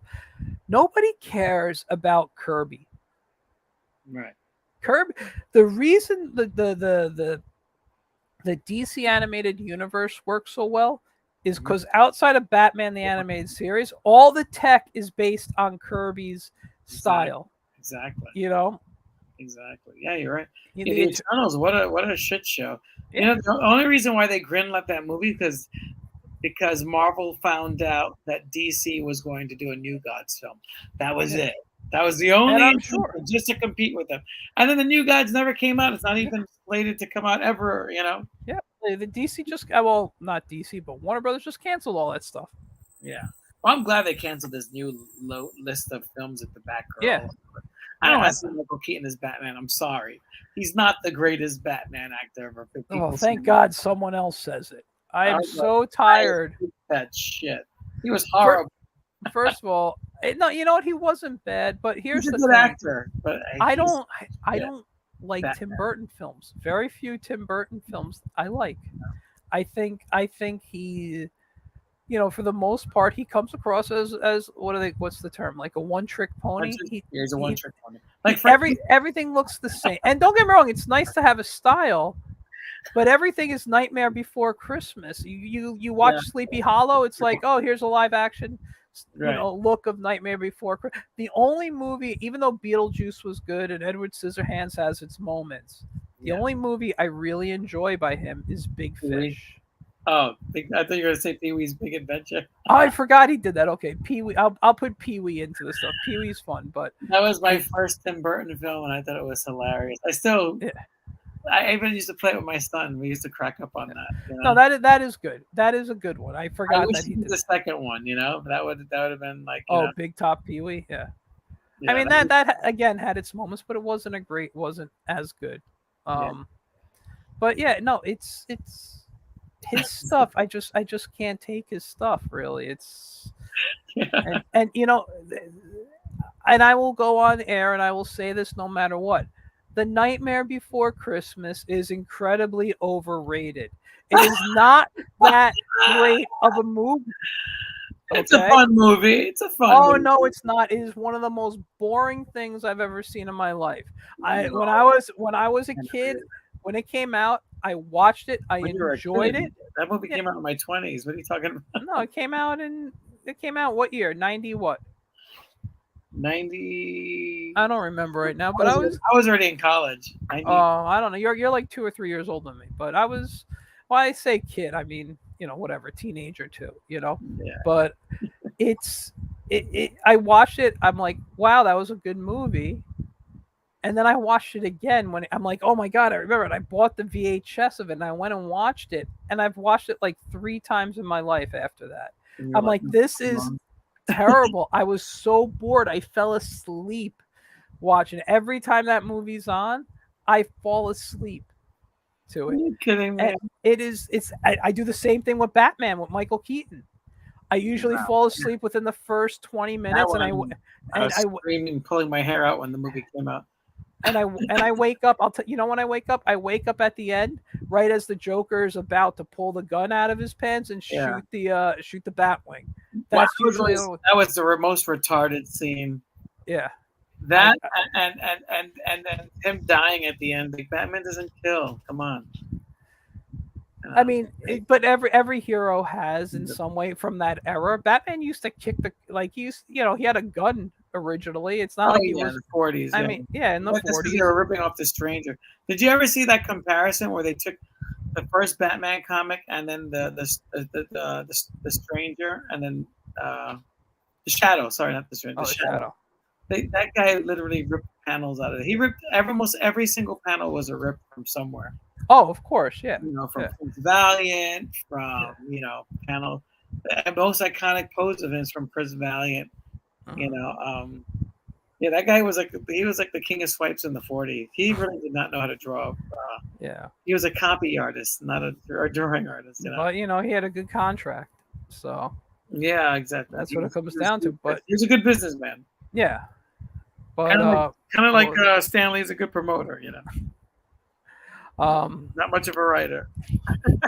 It's like no, he wasn't. He again, good contract. That's all it is. yeah, yeah. It's I forgot what I was gonna say, but uh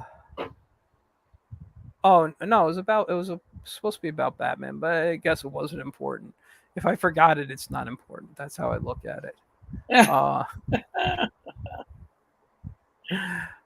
but yeah, no, but you were talking about Kirby. You were talking about like not really talking about, but you said Stan wasn't a great writer because Kirby did it all. Um, Yeah, yeah. Kirby says the only thing that Stanley wrote was the credits. yeah, you know, Believe you know. him.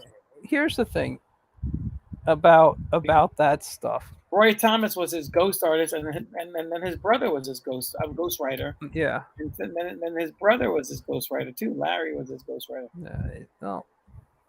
no, he didn't do. He took credit for other people's work. Yeah, I've seen a lot of people do that in the career, but and it's whenever they're starting a new writer up, they take their basically their ghost. yeah. Yeah.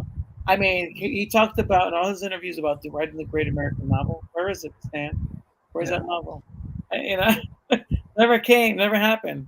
Well, he created Spider-Man and the Fantastic Four, and No, but he talked about quitting comics and writing the great American novel. Never happened, man. Never happened. I don't know. I don't think I want to read the Great American Novel, to be honest with you. What the hell is that going to be about? It's I'm just saying that Yeah. No, but but that's the thing. Like everyone looks at Stan as like he's the greatest in the industry. He was like you said, he was a promoter. He knew how to promote. He made himself the face of Marvel, and when he was the face of Marvel, Yeah. I'm not gonna lie, his voice super iconic growing up watching Spider-Man and Spider-Man is Amazing Friends Mhm. and the Incredible Hulk and his voice narrating over, hey, true That's believers, what he listen. is. He was a narrator, not a writer. Yeah, yeah. True, true. But it was just like that's Stan to me. I don't think of Stan as a writer. You Right. know, I He's like the guy with the big top hat, like in yeah, the circus. yeah. He's the what do they call it? Ringmaster. The ringmaster. He's Yeah, the ringmaster. but and I hate always. Or the I fun. don't want to say I always hate going back to Kirby. I freaking love talk. I can talk about Kirby for hours. I was just flipping through this yesterday. Yeah.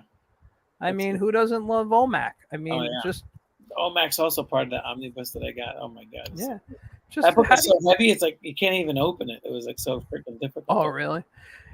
It's funny. I was looking at artwork yesterday. I'm with my new job. I have to take a class. I told you about this, Right. and it's a comic class, which I chose because I knew I could catch up on the work, and it wouldn't be as difficult for me with learning a new job while Right. taking this class.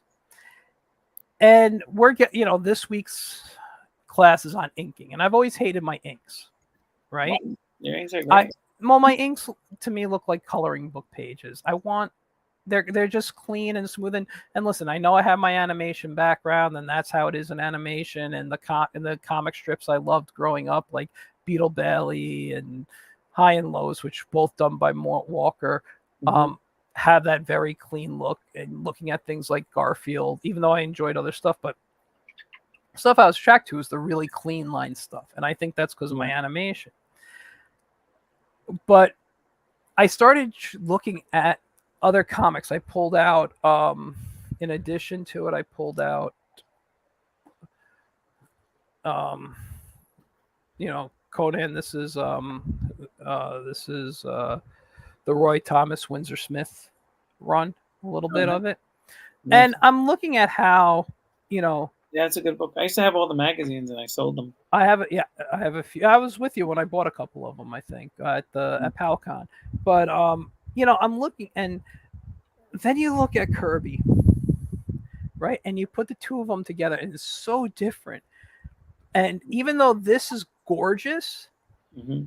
there's something more dynamic in his inks, even though he didn't ink himself, but he knew where the inks went. He laid out the pencils, and Yeah, you you got know shadows and everything. and you got a good inker for when you have a good inker for Kirby's works amazing.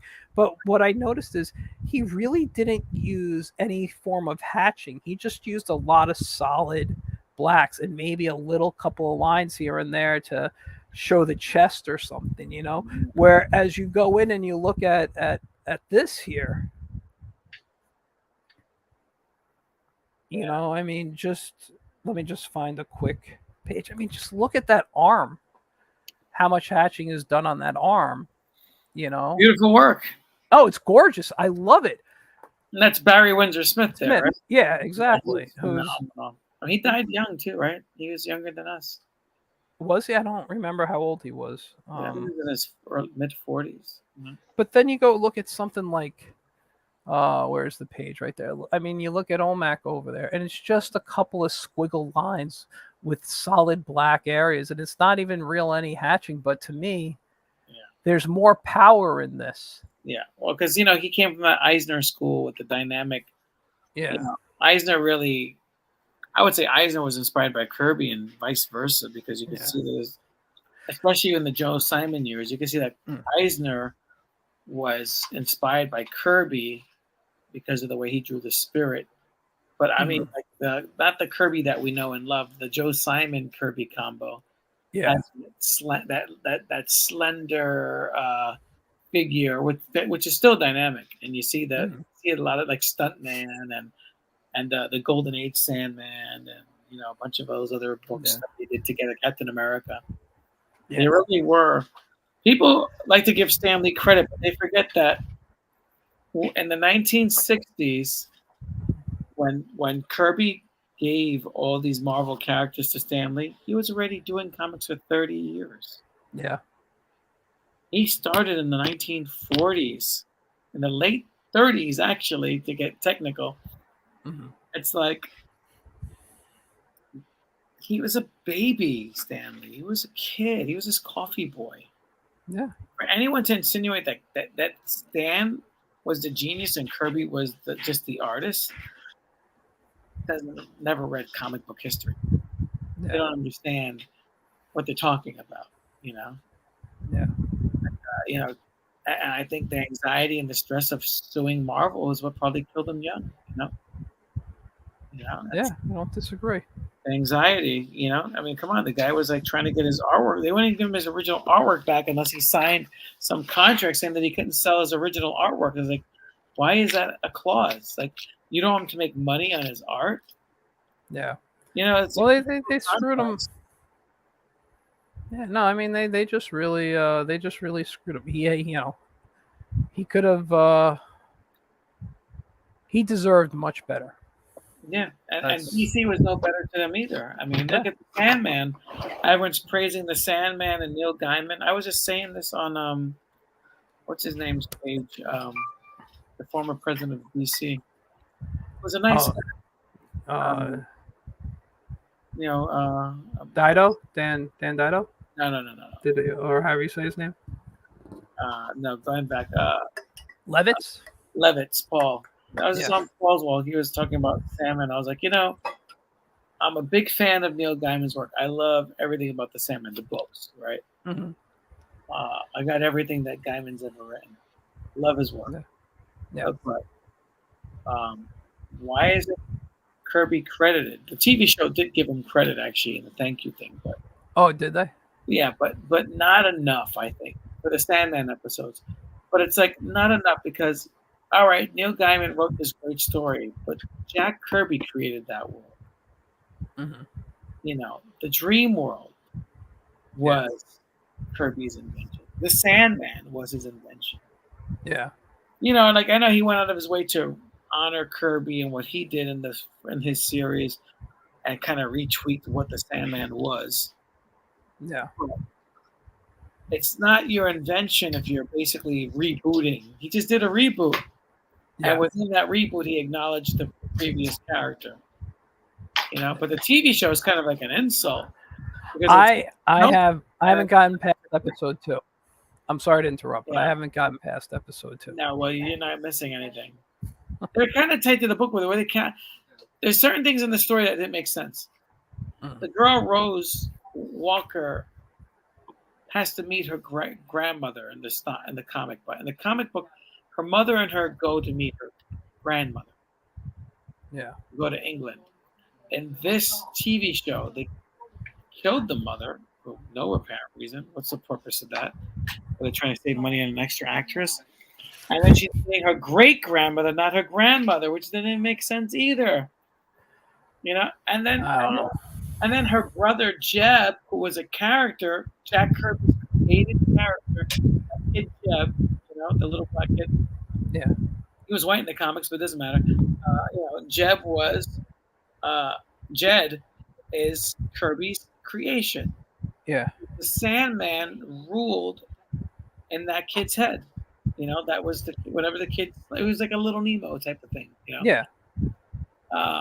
But and then they have Hector Hammond, who's the Sandman, but they don't make him the Sandman in the show. They make Jeb the Sandman. Really? Doesn't make any sense to me? Why is this little kid the Sandman when the Sandman? And then they have Hippolyta, who is Wonder Woman's daughter, and they got this actress that looks like Gal Gadot, the player. But then they don't make that Wonder Woman connection, number one. Number two, what was the point of that, right? And number two, they have the whole storyline that was in the comic book that Neil Gaiman wrote of the Sandman impregnating Hippolyta, except he's not the Sandman. So Hector Hammond is not the Sandman in the TV show, which made zero sense again. Then they took his horror character, Nightmare, his Nightmare sidekicks, Glob and whatever his name was, I forget. But they basically get rid of one of them. There were two males. There were two male monsters. They got rid of one of them and made the other one female. And they pronounce it different. It's like Glob. It's like Galoob, whatever. They even spell it different. It's Glob, Really? like blob, glob. You know. I don't. Like I said, I haven't gotten past episode 2. I've seen some Yeah. YouTube videos about it and some TikToks about. I'm like, Yeah. I'm just like, I remember we watched episode 1 and 2, both my wife and I turned to her at the end of episode 2 and I said, "What do you think?" She's like, She said, no. she goes, "I can take it or leave it." I said, "That's exactly what I was gonna say." And then we changed the channel. It was, it was that. And they have a lot of black actors, which I think is great that they have that. But you know what's most retarded about this TV show? What? The second issue of Sandman takes place in Africa, and it's an entire black issue. They don't even tell that story, which is pivotal to the ending of the series finale. I was like, why did they skip this part? I don't know. They didn't even tell. It was like the second issue. How do you tell the first issue and go to the third issue? You skip over, and that was the setup for the entire first season. I don't know. You know what? I have to go back and look at the comic. I rarely read the comic when it was out individually in issues. I read it in trade form. So in Africa, the second issue. No, I know. I just don't remember right now. Right. I'd have to go back and look at my trades and go I know, back. it was 1988. It was a long time ago. And I think you know what? And I think I would enjoy going back. I know. Excuse me. I know I don't have all the trades, but I enjoyed the Sandman as a book. But sorry, I don't understand why they don't give Kirby due respect. Neil Gaiman.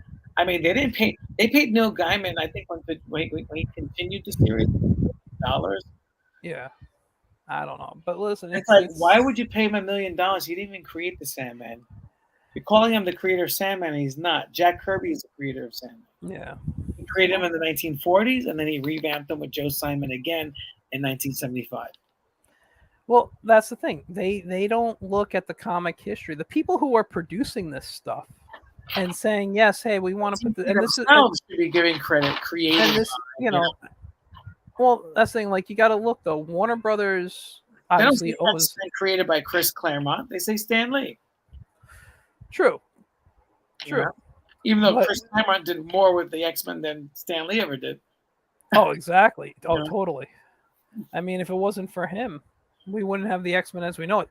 Hell, the X-Men cartoon from the 90s wouldn't exist the way it does. Exactly. You know, I mean, everything. And what's coming back, what they're bringing back, the X-Men 92 or whatever they call it, it's going to come to Disney+.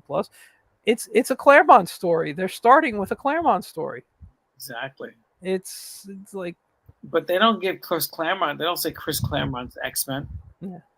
No. So why say Neil Gaiman's Sandman? And he created Kirby's world. It's Kirby's world. That's like, you know what I mean?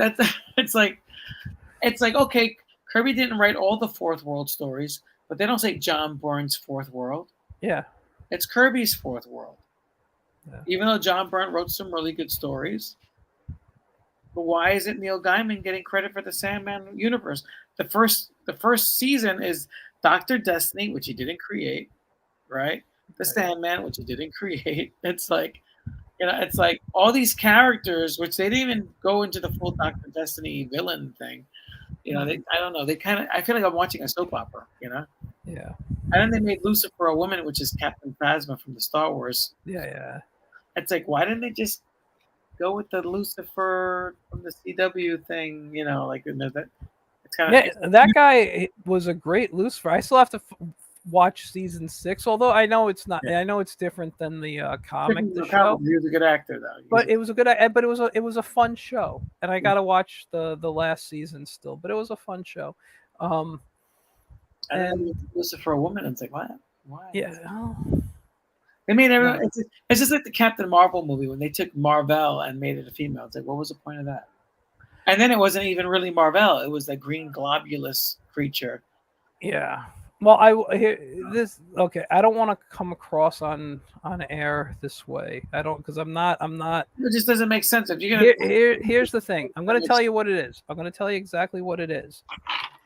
And I'm saying this as someone you know me. I'm not anti-woman, but no, when the movie came out, Marvel was really pushing their female leads.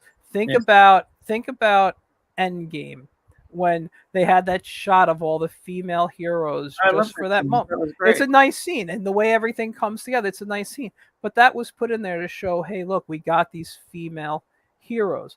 None of them like knew each other. They just all showed up together. And none of those females were male characters originally. They were all originally female. Exactly. Marvel has enough female characters. They don't have to take male characters and turn them female.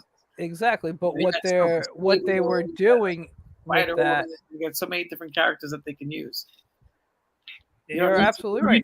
Captain Marvel and turn him into a girl. Well, what I believe the reason they did that for is because they wanted to show a strong female character, and she shouldn't get her powers from a man. But she should have got her powers from the original Captain Marvel, who was black. Which I did like that they corrected that in Doctor Strange. I don't remember. What do you mean? I don't. The original Captain Marvel, after Captain Marvel died of cancer, he passed his powers to a black female. And she the one who, the Monica Rambeau character you're talking about, right? Correct. No, but I thought came the second. She was Miss Marvel. No, she was Captain Marvel. No, I'm talking about Carol. Carol Danvers was Miss Marvel. Yeah, Miss Marvel, but her powers were transferred. During that explosion or whatever on was it? They were on the ship or something, right? And there was an explosion. The same origin of the comic. It was. But I mean, it was an explosion, and the powers transferred over to her. But if they want to take a strong lead, why not put the black female giving the powers to her? Well, that's now whatever they're going to call her in the next Marvel movie or whatever. Something. Yeah. Well, I don't know if they're going to go with Photon because now she has a new name in the comic, I believe. They've changed her name like 7 or 8 times. Yeah. So, but I think that's the reason that they did that in the movie to say, hey, listen, we're trying to promote strong female lead characters, which is fine. But to say that they can't get their powers from a man because they have to be, because then it was like they couldn't do something, they couldn't be strong if they had to involve a man. I personally believe that was what they were trying to do in the movie. Right. But she didn't. She got it from the ship explosion, not from the woman. Very true. Very true. But it was a woman who led her to. Was it a female ship? No, I'm saying though it was a female who led her. The invisible jet gave her powers. Dude, my throat is going to start going in a moment. Listen. No, what I'm saying. It's ridiculous. No, it was. But also when you look at the story of Marvel with Carol before she even became Miss Marvel. Right. It was like a Doctor Who and their companion. They just traveled together. There was a friendship that developed into something more than a friendship in the books. Yeah. And then when the explosion happened and all this stuff that I'm like, dude, like there was a Doctor Who kind of, like they really, honestly, could have done a really cool story in my opinion. Even if she still went as Captain Marvel, do the explosion at the end of the first movie. Like they could have done a nice trilogy where at the end of the first movie there's the explosion. That's when she gets her powers, or at least mid movie, and he's training her, but that explosion gave him the cancer that he's dying from now. And now the end of the movie, Captain Marvel dies and she takes the name to honor her her friend, her lover, however they did it. Like, that would have been, to me, that would have been really cool because I felt her motivation in that movie was, I'm a woman Right. and I could do it because I'm a woman. Right. But I think a stronger motivation would have been love. I loved this man. He died, and now I'm honoring the Right. man I loved. Well, they did that with the WandaVision, and then they got rid of the man, the robot man. Well, I was he's like, I was like, I can't wait for White Vision to come in this movie, and then he never shows. Not even in the end, well. unless I don't even know if they're doing a WandaVision 2. I mean, are they doing a season 2? Like what? I don't. Like that's the thing. Like WandaVision was good, but I had its issues, and this whole thing that everyone goes nuts over what's her name who played Agatha. She was okay. I didn't think she was anything like that. Agatha's a good guy in the comic books. They made her a villain, which made no sense. Yeah, but also just Agatha helped her overcome yeah. that. She wasn't that a bad guy. But I don't think like, and this is my other problem with these type of movies and stuff and shows are. I don't know. I can't understand how audiences, and I hate to say because I have friends who are like this too, that just get obsessed with these portrayals of the characters, and I'm like, I don't care if they're not, Agatha was not young in the comic, I don't care that she was played by a younger actress. I don't care, about this, but it's just what was so amazing about her portrayal that made everybody go nuts for her. You know what I mean? Like I'm not seeing it, and that's all it is. Sheep what? Just sheep getting excited for But for I don't see it. I don't. People just love to be fed. They don't want to think. Yeah, like they just want to be fed. They're like, give it to me. They do like, okay, take the Kenobi story, the show. All right. Yeah. What's her name? Was it Rhea or something? The Inquisitor who was whatever. Everyone was like, oh my God, she's amazing. I thought she was a bad actress. I just did not like her portrayal. I'm like, this is a terrible character. They're just they I really didn't think she was going to survive season 1. All right. I heard that was rewritten after they had two endings for it apparently, because they shot, and apparently after all the backlash they actually kept her alive. I didn't hear that, but I thought I was like, her story just isn't good. I felt she was just kind of a prop to kind of help move the story along. Yeah, she wasn't there to like. I wasn't connecting with her character. There was nothing. Like, she came across as really just a jerk in the first few episodes. I mean, think about it. She was just like, supposed to be a jerk. No, but I mean, like, I'm this tough. I don't even need to listen to my boss type of thing. Right. And I'm not going to listen to anybody. I don't care who you are. I'm not going to listen to you. When she got stabbed. Yeah, but like I thought that was like a dumb type of Did you ever watch Rebels? Not the whole thing. I've seen bits and pieces. So the Rebels, if you look at the final fight with Kenobi and Vader, it's exactly the Rebels cartoon when Vader fights whatever her name is. Oh, I know, Ahsoka. Tano, yeah, exactly. But it's exactly the same thing. It even ends the same way. It's like, okay. Yeah, I know, because that's when she realizes Anakin, right, is evil, yeah. But that happens after the Kenobi TV series, supposedly. Is that right? Yeah, so she doesn't know. And that was the other thing. Okay, Ron Kenobi, I'm gonna bitch a little bit. Princess Leia. I thought the girl who played her was great. She was adorable. She had some funny lines. She was what's next? Baby Chewbacca and Baby Greedo. No. But here's a couple of issues I had. Number one, if you know your daughter runs away and runs into the forest, wouldn't you have a few extra guards maybe closer to the forest hanging around? Wouldn't you have a dog collar on her? Yeah, but I mean, wouldn't you maybe have some guards hanging out in the woods as well, just in case she runs away, or just out protecting. Also, why do you need to call Kenobi, who you know was there to protect Luke and watch over Luke, but because of it was Rebels, I believe. I don't remember. I think it was Rebels. Her father had access to Ahsoka Tano. Right. Why didn't you call her and say, "Hey, listen, my daughter's been kidnapped. I need your help." Instead, you're gonna pull a guy who's sworn to watch over and protect this girl's brother, and you know that's his Right. mission, Right. but you pull him away Right. for He's a 6 episodes or selfish so. rich guy. What? He's a selfish rich guy. Yeah, I'm just like it made no sense to me.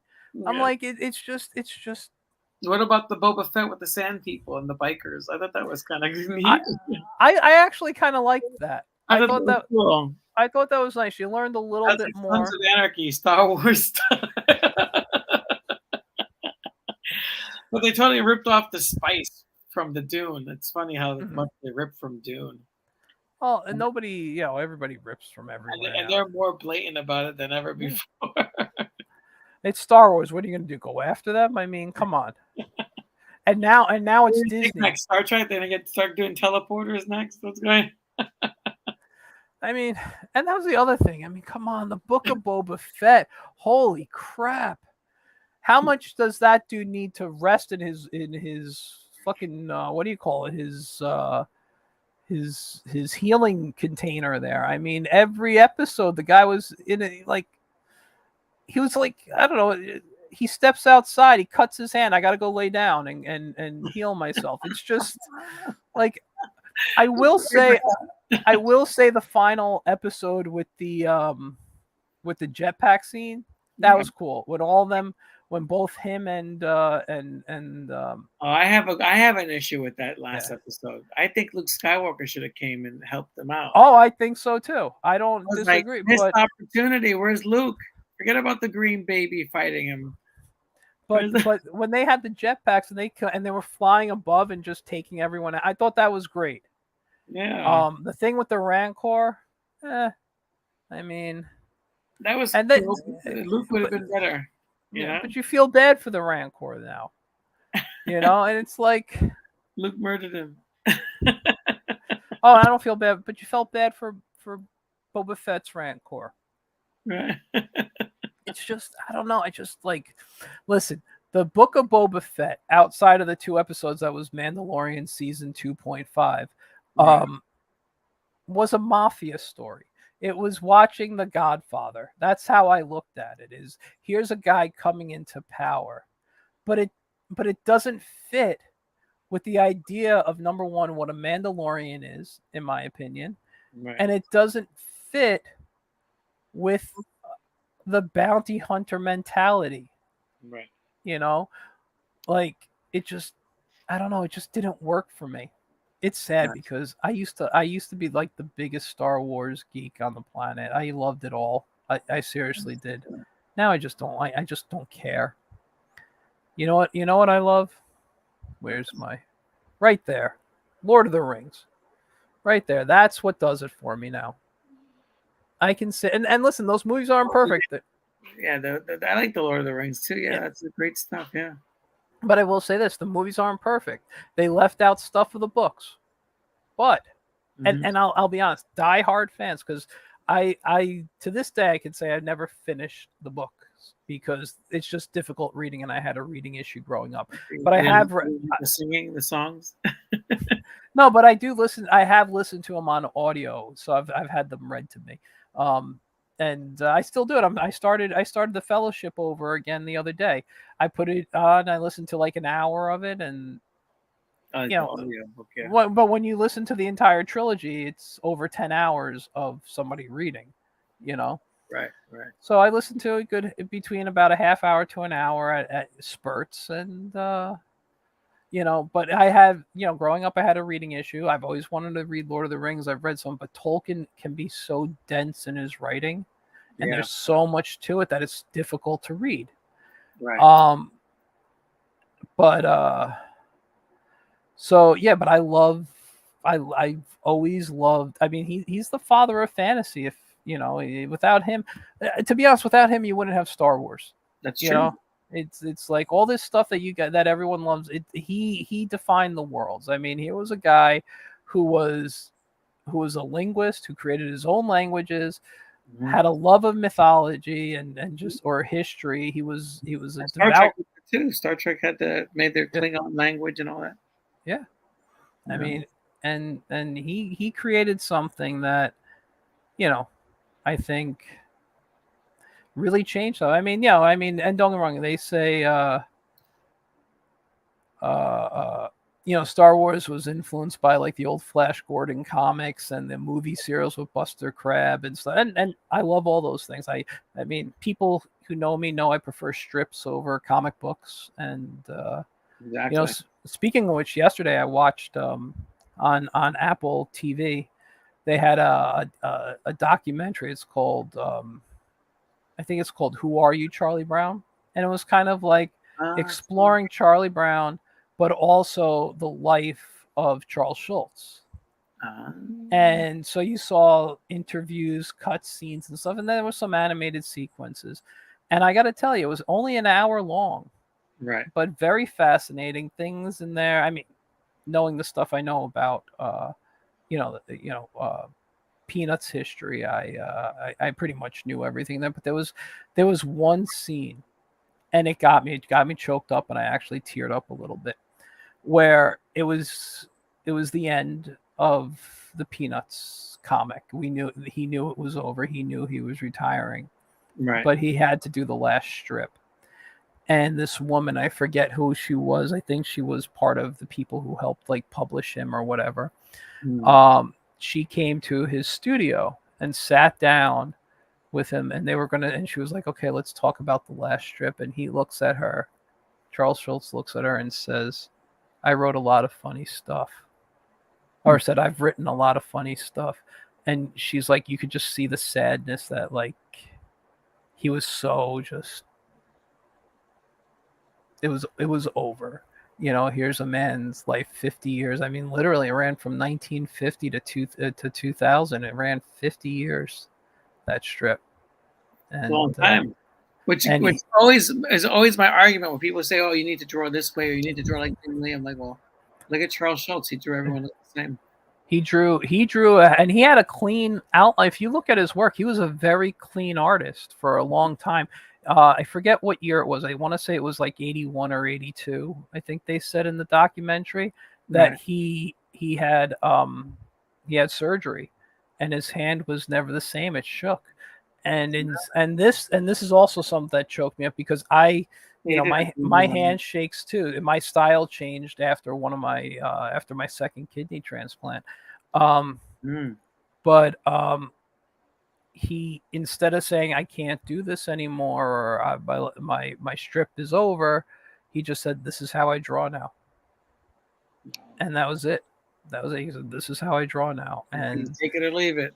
yeah, because if you notice, throughout the '80s and after, his line was never Yes, perfect anymore. It has this shit, but you can't. adds I've personality. but I was born in '76, so for me, reading Peanuts started in the '80s. I don't know clean line Peanuts unless I actually go pick out a book and look at the old The old stuff. stuff, yeah. I know everything I know is shaky line Peanuts, and I was like, how the hell did he get that? Like to me, looking at those inks, I'm just like, as a not as a kid, but like even as a teenager, when I really started to pay attention to my art as a career, you know, and you start studying the artists you love, and who doesn't love Charles Schultz, and you look at him and you're just like, oh my god, like how does he do that? Yeah, that shakiness of that line, but it's so perfect. It's so, and then you realize he fucking had a shaking. His hand shook. Right, He right. was he was he It could have was done clean the line. style. It wasn't a style. It was just his hand shook, and that's how he inked. And I was like, oh my god, this. Is, but that was one of the things that just like killed me about it. You know, That's good, man. I was like, Well, I'm gonna wrap it up because yeah, Hollis no, we've gone way too long. over. What is that? my little Sculpey Howard the Duck. Oh yeah, Howard the Duck. I got my what are these here? The soda, the Funko soda. Got my Mighty Mouse. Hey, a Mighty Yeah. Mouse. There you go. There you go. Well, and we're about to end this broadcast, but before we ended, Yeah. going to hypnotize you, so you're Oh. getting sleepy. Oh, you don't have to hypnotize me for that. I'm already asleep.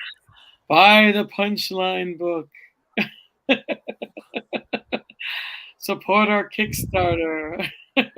Links are in the comments. Links are in the comments. I got this at there was the Native Indian Festival. I got this pendulum. It's nice. And so I'm a big Poe fan, so I was like, oh, I need a pendulum. Yeah, it was like a great festival there. I don't know if you ever been to any of the powwow festivals. No, I haven't. The dances. It's pretty good. So $15 gets you in all day. Where is it? They had it up here in Wayne Recreational Center, but there's going to be another one on the former Columbus Day. In New York City. Oh. So they do them like usually in Brooklyn by the airstrip, like the airfield on the water, and then it's near Staten Island, but on the Brooklyn side, and then they have it up here every year. This is the first time since 2019 because of 2020. Oh, well, maybe I'll have to check it out. Yeah, check out my Facebook. I got pictures of it. Cool. All right, you guys. Thanks for joining us. Thank you, Michael. Stay tuned, Michael. I'm going to end this broadcast. We're wrapping it up, and check out my new ending here. Here we go.